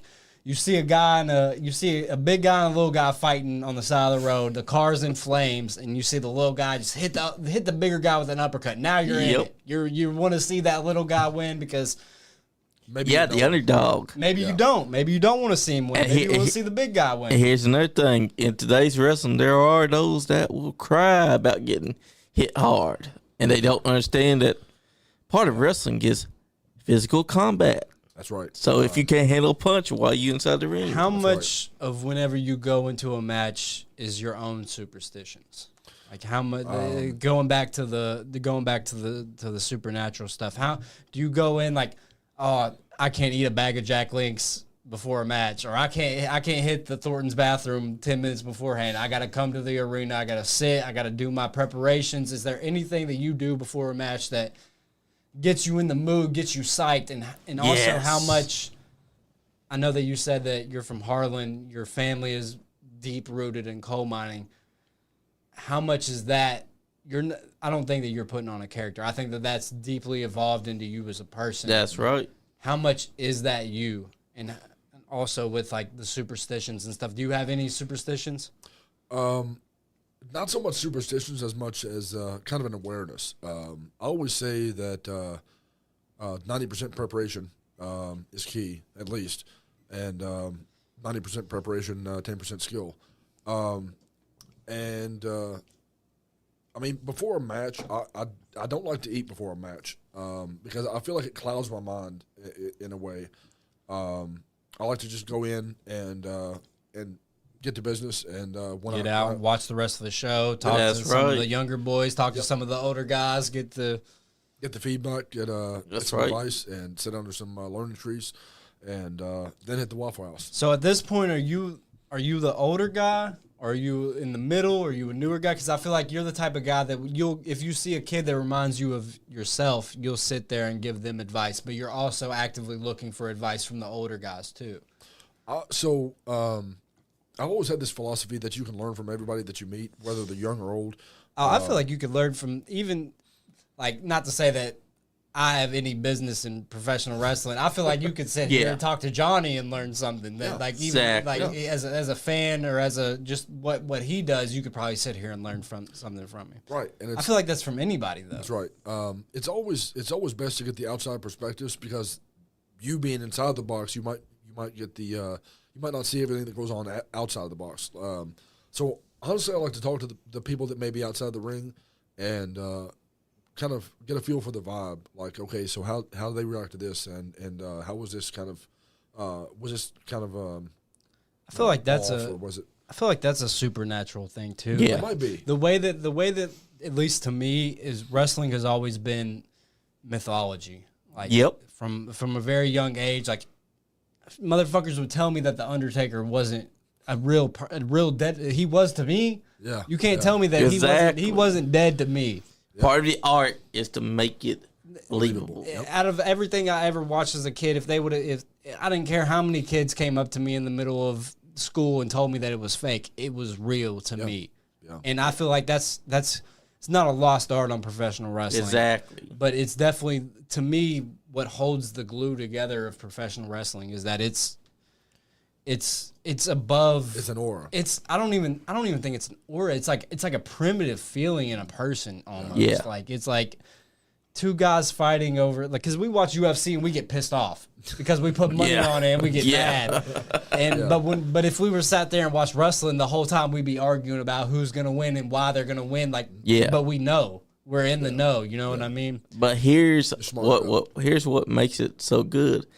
Because when you got guys like Cash Jackson and Zodiac who know each other so well, they can go out there and put on a hard-hitting match, and you buy into it because you know that these guys going to beat each other's asses. I also think that's another part of it. The fact that the crowd can lose disbelief in it. The fact that it's the only I can sit here and I can watch Breaking Bad and I know that it's not real. Yeah.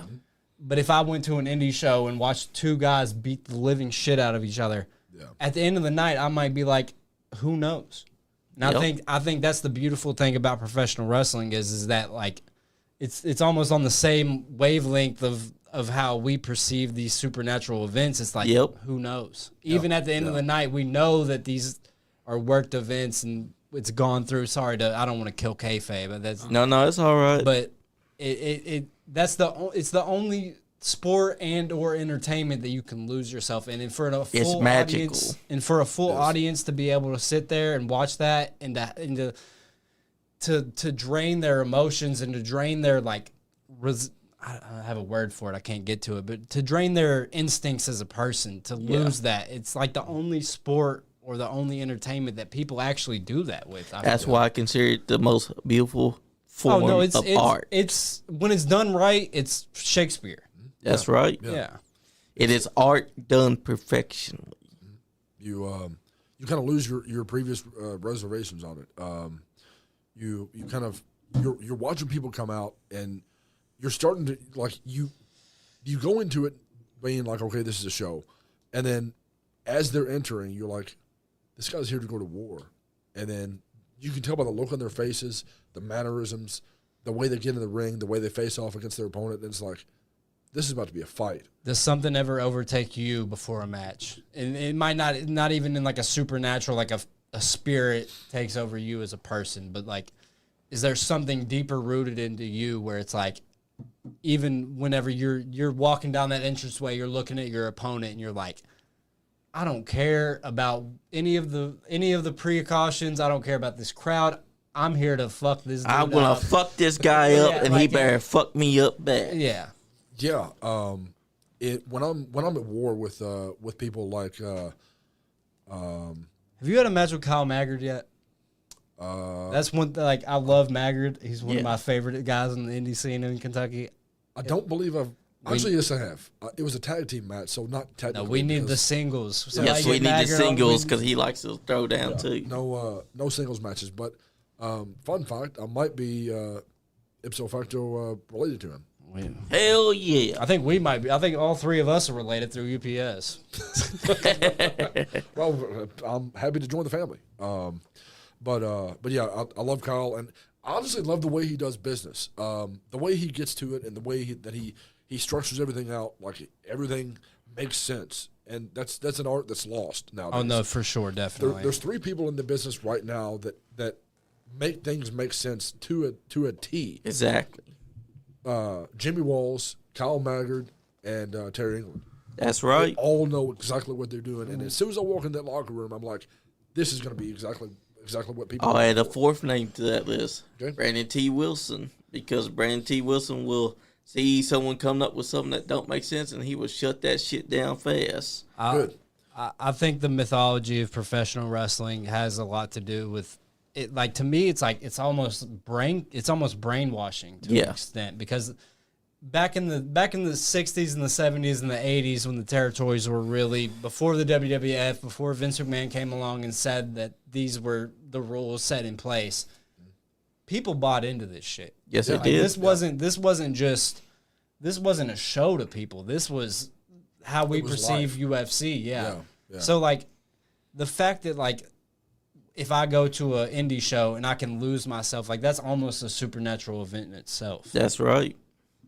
Yep. And that's the way it's supposed to be, because somewhere along the lines, back when wrestling was like the UFC, the guys realized, wait a second, we could do this and make way more than what we were doing, because we can do so much better. Shout out George Hackenschmidt. We mentioned his name earlier. Have you ever seen a picture of George Hackenschmidt? He looked like if you've seen Batman in real life, it would have been George Hackenschmidt. Yeah. That's right. He had it down, like the physicality. I feel like he had it down to a fine science, and just like you said, you could go in and fight your heart out and just beat the piss out of each other for several minutes. That's all that was back then. Yeah, and then you'd have to take a long time off just to recover. Yeah, but once people understood, hey, we can not beat the piss out of each other, make it look good, and make money off of it each and every night. That's right. that's where the fine tune of And the plus- fine art started. All the people that are skeptical, when they sit down at a wrestling show, they lose their fucking mind because now they've lost all that pretense that they had going Yeah, I think into it. I think our interacting theme here with the whole supernatural and professional wrestling. You're our first guest that we've had in from the pro wrestling world on the Sip happy of to the be here. Supernatural. I've had out of all the shows that we've had, I think that this has been our best episode. That's right. No lie. The way that it's like a different world almost. Like It is. It feels like as soon as you enter that event, maybe not the first match, maybe not even the second match, but by that third or fourth match, you're in it. Yeah, And exactly. I think that there's something supernatural about that. That's the fact right. that the human mind can lose itself into the myth of it all. Yeah. And one thing that I will say, getting into the mindset of a professional wrestler, or even just a performer in general, something I was able to do and kind of tap into when I was at Waverly Hills as an actor. Yeah. So what did you do first, Waverly Hills or professional wrestling? Or was it all kind of integrated in the same Wrestling time? came after. Yeah, wrestling came after. So, but the crazy thing is, I met one person who's now they got Me Too'd, so I'm not going to mention their name. Yeah. But I met somebody at Waverly that was like, you know what, you might want to try. You know, this might be a way into wrestling. And they took me to several shows, and I was like, you know what? Now that I see kind of like the inner workings of it, I really want to be a part of it now. And I feel like it's definitely similar. I feel like the whole haunt craze of like from end of August to like the 1st of November in professional wrestling, it Yep. definitely interconnects. Like there's probably a lot of guys that do both, like that you wouldn't even think that have. Yeah, done like both. Matt Treya. He wrestles and he does haunted attractions. Yeah. I've been in the same haunted house as Mediterranean, and I love Nice. that guy to death. I love that guy. How do you feel about supernatural gimmicks in wrestling, and do they have a place?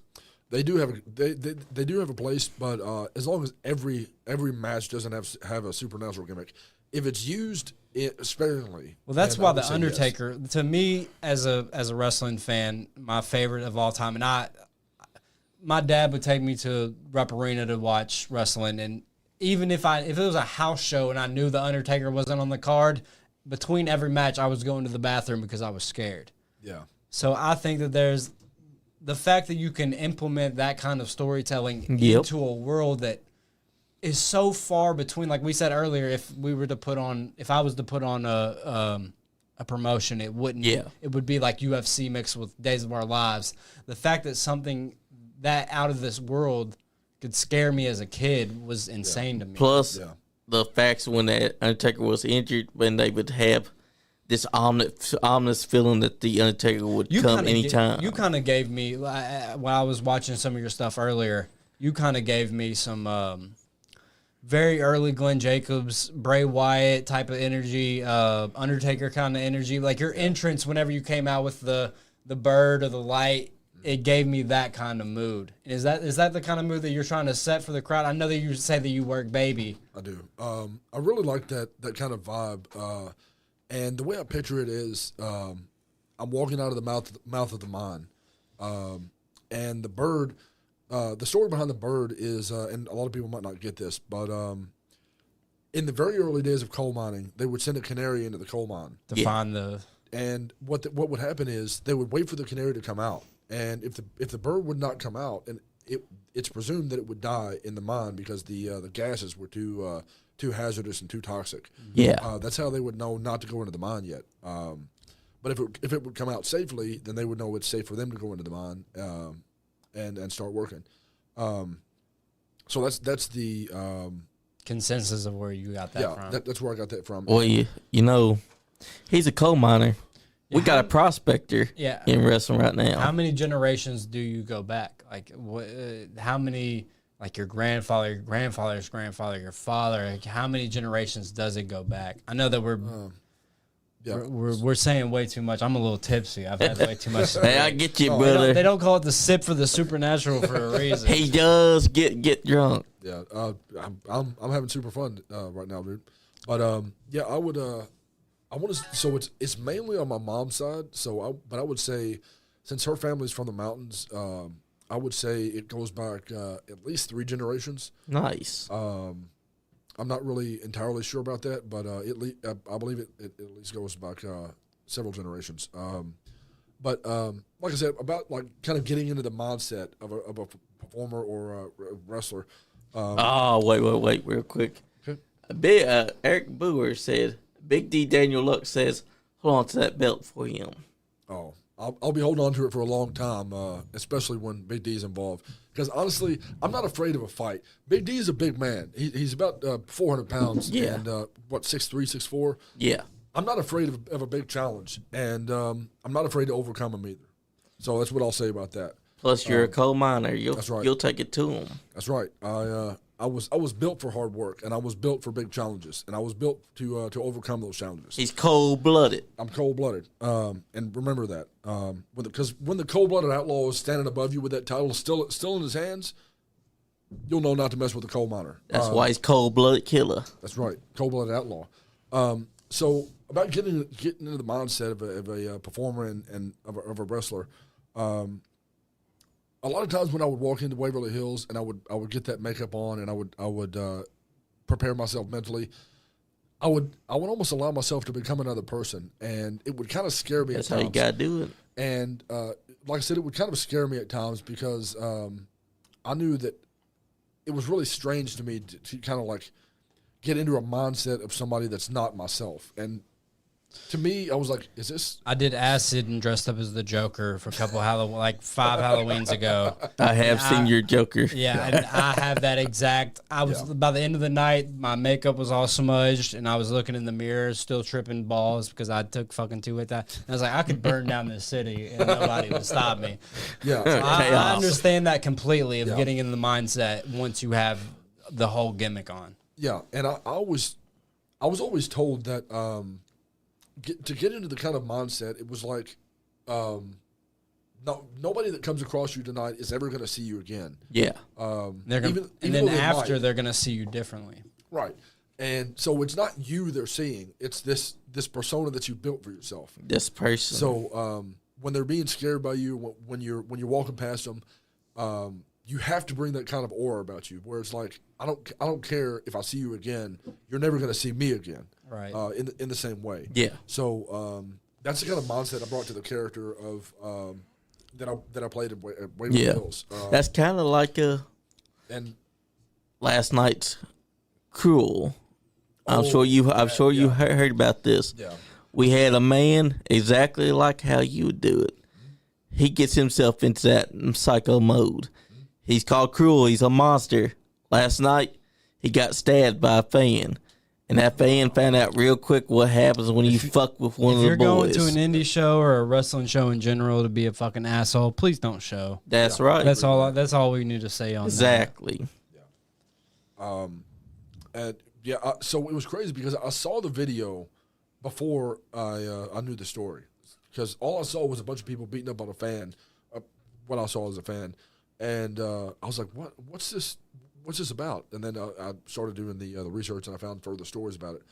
But no, like, it's about getting into the mindset, and for me, is like the opposite side of the Waverly Hills thing. Yeah. Before I walked through the curtain, I was going to get into the mindset of like, I'm becoming who I am, but turned up to 11. So it has to be basically taking this character and you're putting yourself into it, but also elevating it. If that's right, you have to elevate yourself, yeah. And like I said, every time I make my entrance, it's like walking out of the mouth of a mine again, and seeing all those people. And now, do you think that you working at these haunt events, do you think that had anything to do with your success as a professional wrestler now? Like the fact that you can. You worked at these places that were perceived to be haunted, and that you were able to take. You said that you did these events before you started training. Mm-hmm. I feel like, at least to me. Okay, I didn't see this one on there, but Terry England popped in. And he said, "I had a paranormal experience every time I saw CCC enter wrestling." Oh, he's saying that he had one because he saw you enter. But Love you, Terry. But like I was saying, do you think that the haunted attractions, you working these events, do you think that had anything to lend to you? And honestly, your experiences where you're saying the haunts and all these other supernatural events, we've came to like the full mythology with professional wrestling. Do you think these had anything to lend to you as a person, as a person that walks into these events and you go to this ring? Did it have anything underlying whenever you put on the suit, you come home, you take it off? Is there anything underlying that helps you get to the ring and go through these events, go through these matches? Is there something else other than you participating in these events? I would say there is. So, like I said, you can learn from every experience you have in life. And the Waverly Hills thing kind of led to wrestling in the sense of, like, it taught me how to turn myself up to 11. It taught me how to get into the mindset of the person that I want to be, the person which that is I want you. other people to. Right. I feel like which is you. It's Right. just turned up to 11, That's like right. you said. And that's, like, it helped me to kind of fine-tune the mindset of who I want other people to see, and to kind of help them get into the mindset of what they're seeing, what they're perceiving in front of their eyes. And it kind of helped me to kind of fine-tune that persona in a way. Now we literally have like 15 minutes. We usually call it at 2 hours stat every time. We want your scariest story, my guy. Before my boy Kenny tells you his scary story, we want that 10 out of 10 scariest shit. You'll never be able to replicate it, never be able to see it again. What is the scariest thing that's ever happened to the fucking Crusher? To this guy right here. This is the most badass guy we've had in the room. Even if it's not about ghosts that caused you to have a situation like Anything, that. Anything that you can think something of. you've seen in the woods, anything. Well, I've never been a fearful guy, so You don't seem like it. Yeah, I'm not really scared of much, and I can't really tell you my scariest moment, but I will say that the experiences at Waverly were pretty high up there, because being, like I said at the beginning, being there not 5 minutes after a doppelganger experience happened with the head of security, that kind of gave me chills, and the having the door shut and slam in front of my friend's face and sitting, I was maybe like from here to the TV to it, maybe closer. And when the door's shut without dragging the ground, when they said that if a human shut it, it would have to drag the ground because the door and the hinges were so warped, and it slammed by itself without dragging the ground or anything.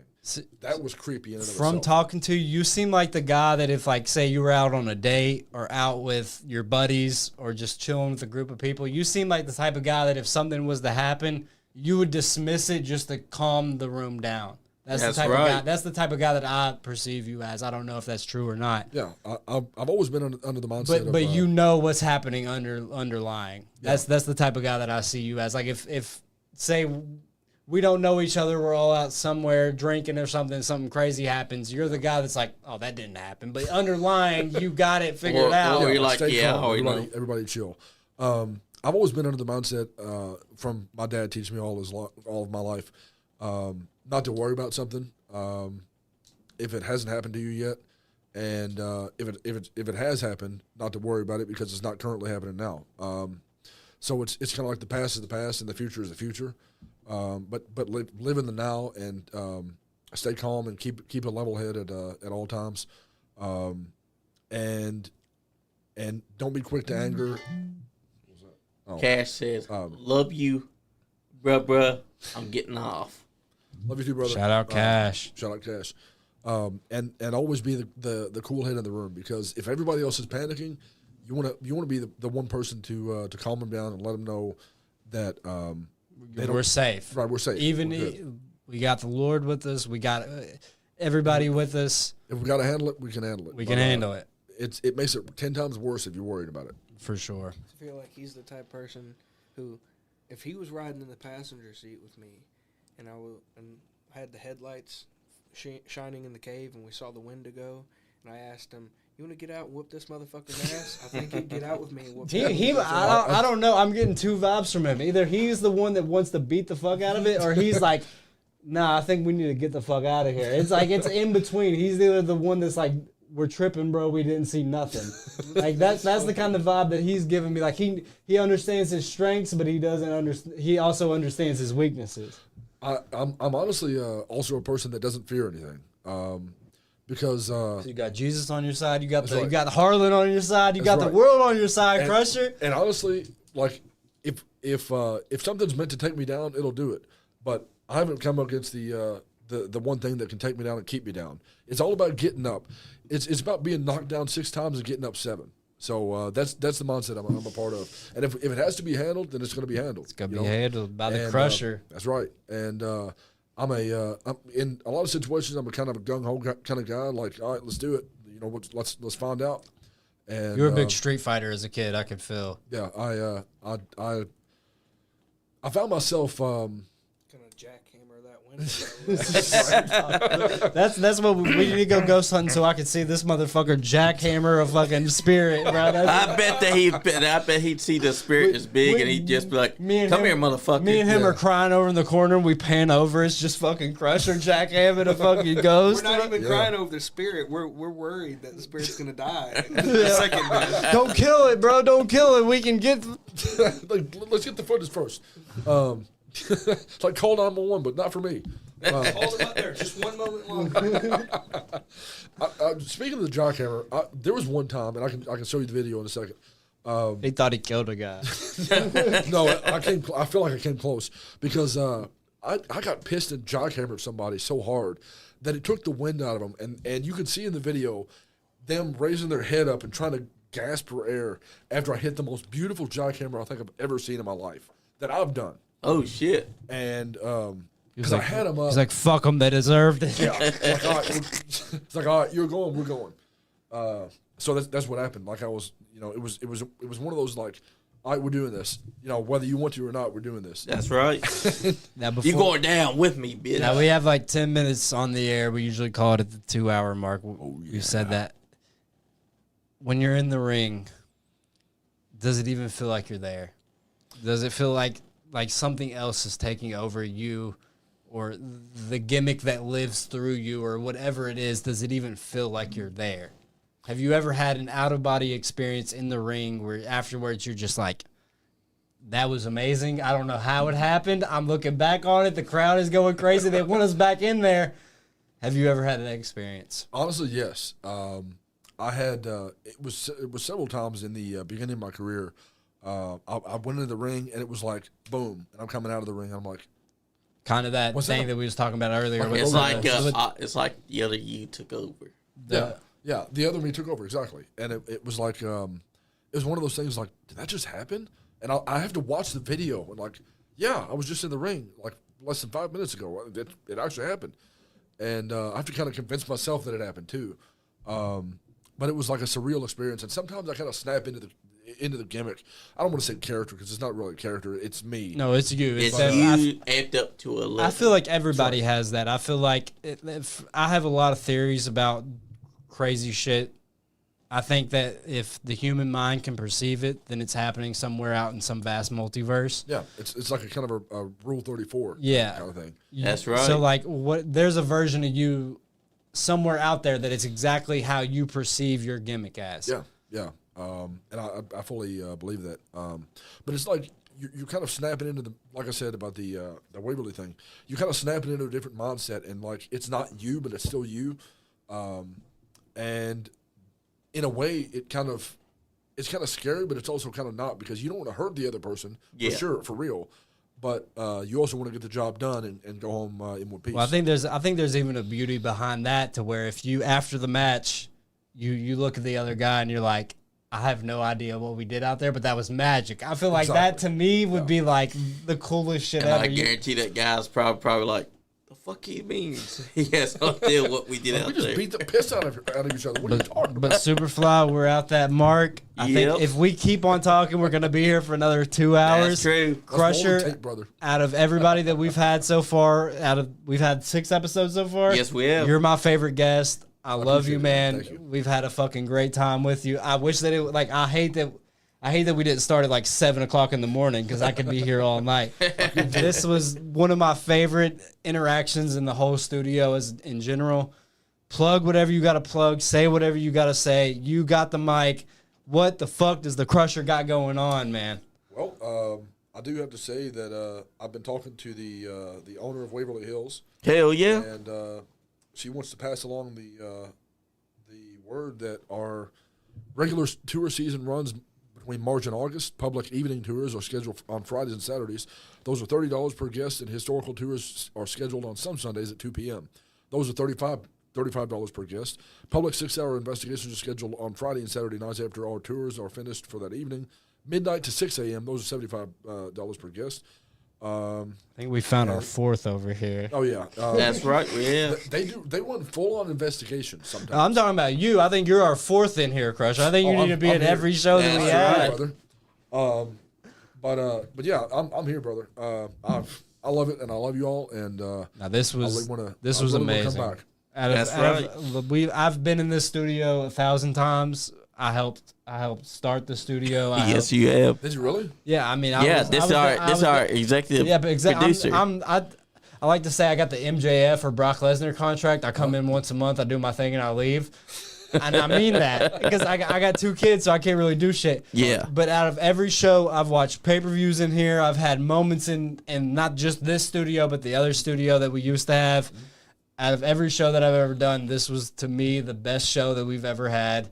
Shout out the fucking Coal Crusher. man. This was amazing. I really appreciate We that. love you, man. Shout out Waverly. Shout out what the fuck ever. Yeah, shut up. Also, talk about TCW. All right. Yep. TCW. I'm the current open weight champion there, and I intend to hold on to it for quite a while. If Big D doesn't take it from me from felonious means, he's made it a point to hit me from behind at every show that I'm a part of, and he claims that nobody can get a shot unless he gets a shot. So I strongly consider asking management to give him what he wants, so I can show him and fight him and give him a good fight. And That's what I'm talking about. Shut him down for good. And I want to keep my title as long as I can, but that's gonna be a hard fight because that's a big man. And you're a big old boy. You're a big old boy, but if there's a yeah, that guy's a fight. You can just look at the guy and go, that guy can do some damage. So that's every time I walk in the arena and I see him across the locker room, I'm like, that's gonna be a fight. But honestly, I look forward to it. I don't fear anything, but if I had to fear something, it'd probably be him because he can fight and I've seen him fight. And that's why he calls himself Big D. Yep, Daniel Luck, and hopefully Luck is on my side this time. But oh yeah. But yeah, shout out to Grindhouse Pro Wrestling. That's where I started, and I intend to come back as soon as I can. Can't as soon as wait. my schedule clears up. I want to come back to EWE. Shout out to or EWA rather. Shout out to Adrian Alexander. That's another guy. Shout out really, Adrian Alexander. That's right. He's Adrian, a really good, book him. yeah. I'm He's not- a really good promoter. I love that guy to death. He's another guy that pays attention to the story, and Where is he? always, He's right there. He's also right there. Yep. Getting his chest caved in. But James Kinnick, who has also been inside the studio. Yeah. I love that. Oh, guy. and also Bullpen Pro Wrestling. That's where James Kinnick's been working at. Okay. I'll check that out too. Now, my boy Black Cat Kenny Mulligan over here. You got anything to say before we hit the lights? Go off. Tell us your scariest story. I don't think we got around to that. If we got to, I gotta go piss beforehand. 'Cause it's fuck. Well, do we have the time? Can we spare the time? Let's go for it. We always Yep. we let Kenny get one fucking spooky ass story in before every event. That's I right. gotta hear this. Yeah. So have you heard the story of Lock 7? No. All right, down on the Kentucky River, there's Lock 7 Okay. Dam, and it's roughly 10 minutes from where I live. So I drive down the street and be there. I had a friend that lived in that community right there on the riverside, so he could walk down to Lock 7. And so, as a young child, nothing else to do, he would leave the house late at night and walk down to the lock. Good. He said that one night, when he walked down there, he caught a group of people, assumably some kind of cultist, performing a ritual. Wow. And heard them chanting and using candlelight and doing some other things. Wow. And very quickly, he didn't want to be near or associated with that because he could just feel the presence coming, the dark energy coming from them. I would say that too. I'd be like, all right, I'm out. So he left, and he says that soon after that, word on the street was that 2 girls had drowned in the river. And the way he told me the story is that those cultists sacrificed those girls, drowning them in the river for the ritual. And being a very skeptical person as I am, I obviously didn't want to believe, and didn't believe. Was like, think to myself, I'm like, you're a fucking bullshitter. There's no way. Nobody's sacrificing no girls in no river 10 minutes away from where I'm living, right? So I was like, how about, because like you, I'm not really afraid of nothing, right? So Right. I was like, how about we just go down to the river tonight? You just, you show me where this happened. I want to see what you're talking about. And he was like, I don't really want to do that. And I was like, well, we're going to do that. Yeah. 'Cause, Gotta take charge and kind of lead the way. Yeah. I was like, I don't really believe your story, and now I got to call you on your bullshit. Right. So we headed down there at 3:33. Nice time of night, 3:33 a.m. The witching nice time. hour. Yeah, that's what I've always heard. So we roll up in the truck, and we come up to beside there's these 2 what look like outhouse buildings almost, not very big, just enough to like put. One of them I believe is the engine room, or some type of, they got some type of generator or engine inside. I didn't go in that room. Is the one next to it that he said the old man that used to be the groundskeeper, he would stay in that building on the left, and he said that's where he seen the cultist in that building doing the ritual in that building. So he's telling me this, and we're driving slowly by, right? And I ask him, I say, point out which of those buildings you saw the cultists in. And before he could answer, the door swung open and slammed against, you could hear it, boom! And, we had windows up, and we're about 25 yards away from this building. So you're some distance then. Yeah. And there was no wind in that valley, and it was against a cliff face, so it wouldn't make sense for the wind to come and pick that. There's really no way for the wind to have opened that door like that. So I'm sitting here looking at, and the door went flat against the outside wall. Didn't come back and bounce and plow, flat. And I'm sitting there looking at it, and he goes, that one. And I'm like, oh, wow. Okay. Well, we drive up to this little cul-de-sac area where you can do a U-turn, and we swing back around, and we're coming back on the outside rim of this apartment building. And he's telling me this is where he saw. I was asking him, what about the other building? You saw the cultist in that building. What about the other one? And he goes, no, I don't know much about that one. I didn't ever see them go in there. And as we're driving past it, and you got to see, we're parallel to the building at this point. As we drive past it, I watched the door slowly closing with the at the same exact speed our car was passing. And I come to a stop. I come to a break, and I watch the door also come to a break and just sit there, cracked open about 30%. Wow. And then my buddy, he's wanting to leave at this point, and I look over at him and I was like, should we leave? He's like, yes, most definitely, we should leave. I'd get out of there too. We continue forward, and the door slams itself back closed. Wow. Like it was saying, "Come on back." That's right. We'll Get see your you ass next on time. back here. But boys, we're at that 2-hour mark. Crusher, it was fucking an honor to have you in here as the first professional wrestling guest that we've had up in here. Usually we have ghost hunters. I think we hit a bunch of newer ground today. Yep. It was definitely a fun event. Well, I'd like to add one more thing. People say that wrestling is like Shakespeare, but honestly, I can sum up the wrestling business, the Nice Guy Andy podcast, and Waverly Hills up in one term. A rose by any other name would smell as sweet. That's right. Exactly. Hell yeah, guys. This has been the Sip with Supernatural, episode 6. Thank you for tuning in. We have 666 more to go, Johnny. Damn, Skippy, we're going to have 1 million by the end of it That's right. in 600 years. So, guys, I only got one thing to say. If you're not having fun, You ain't getting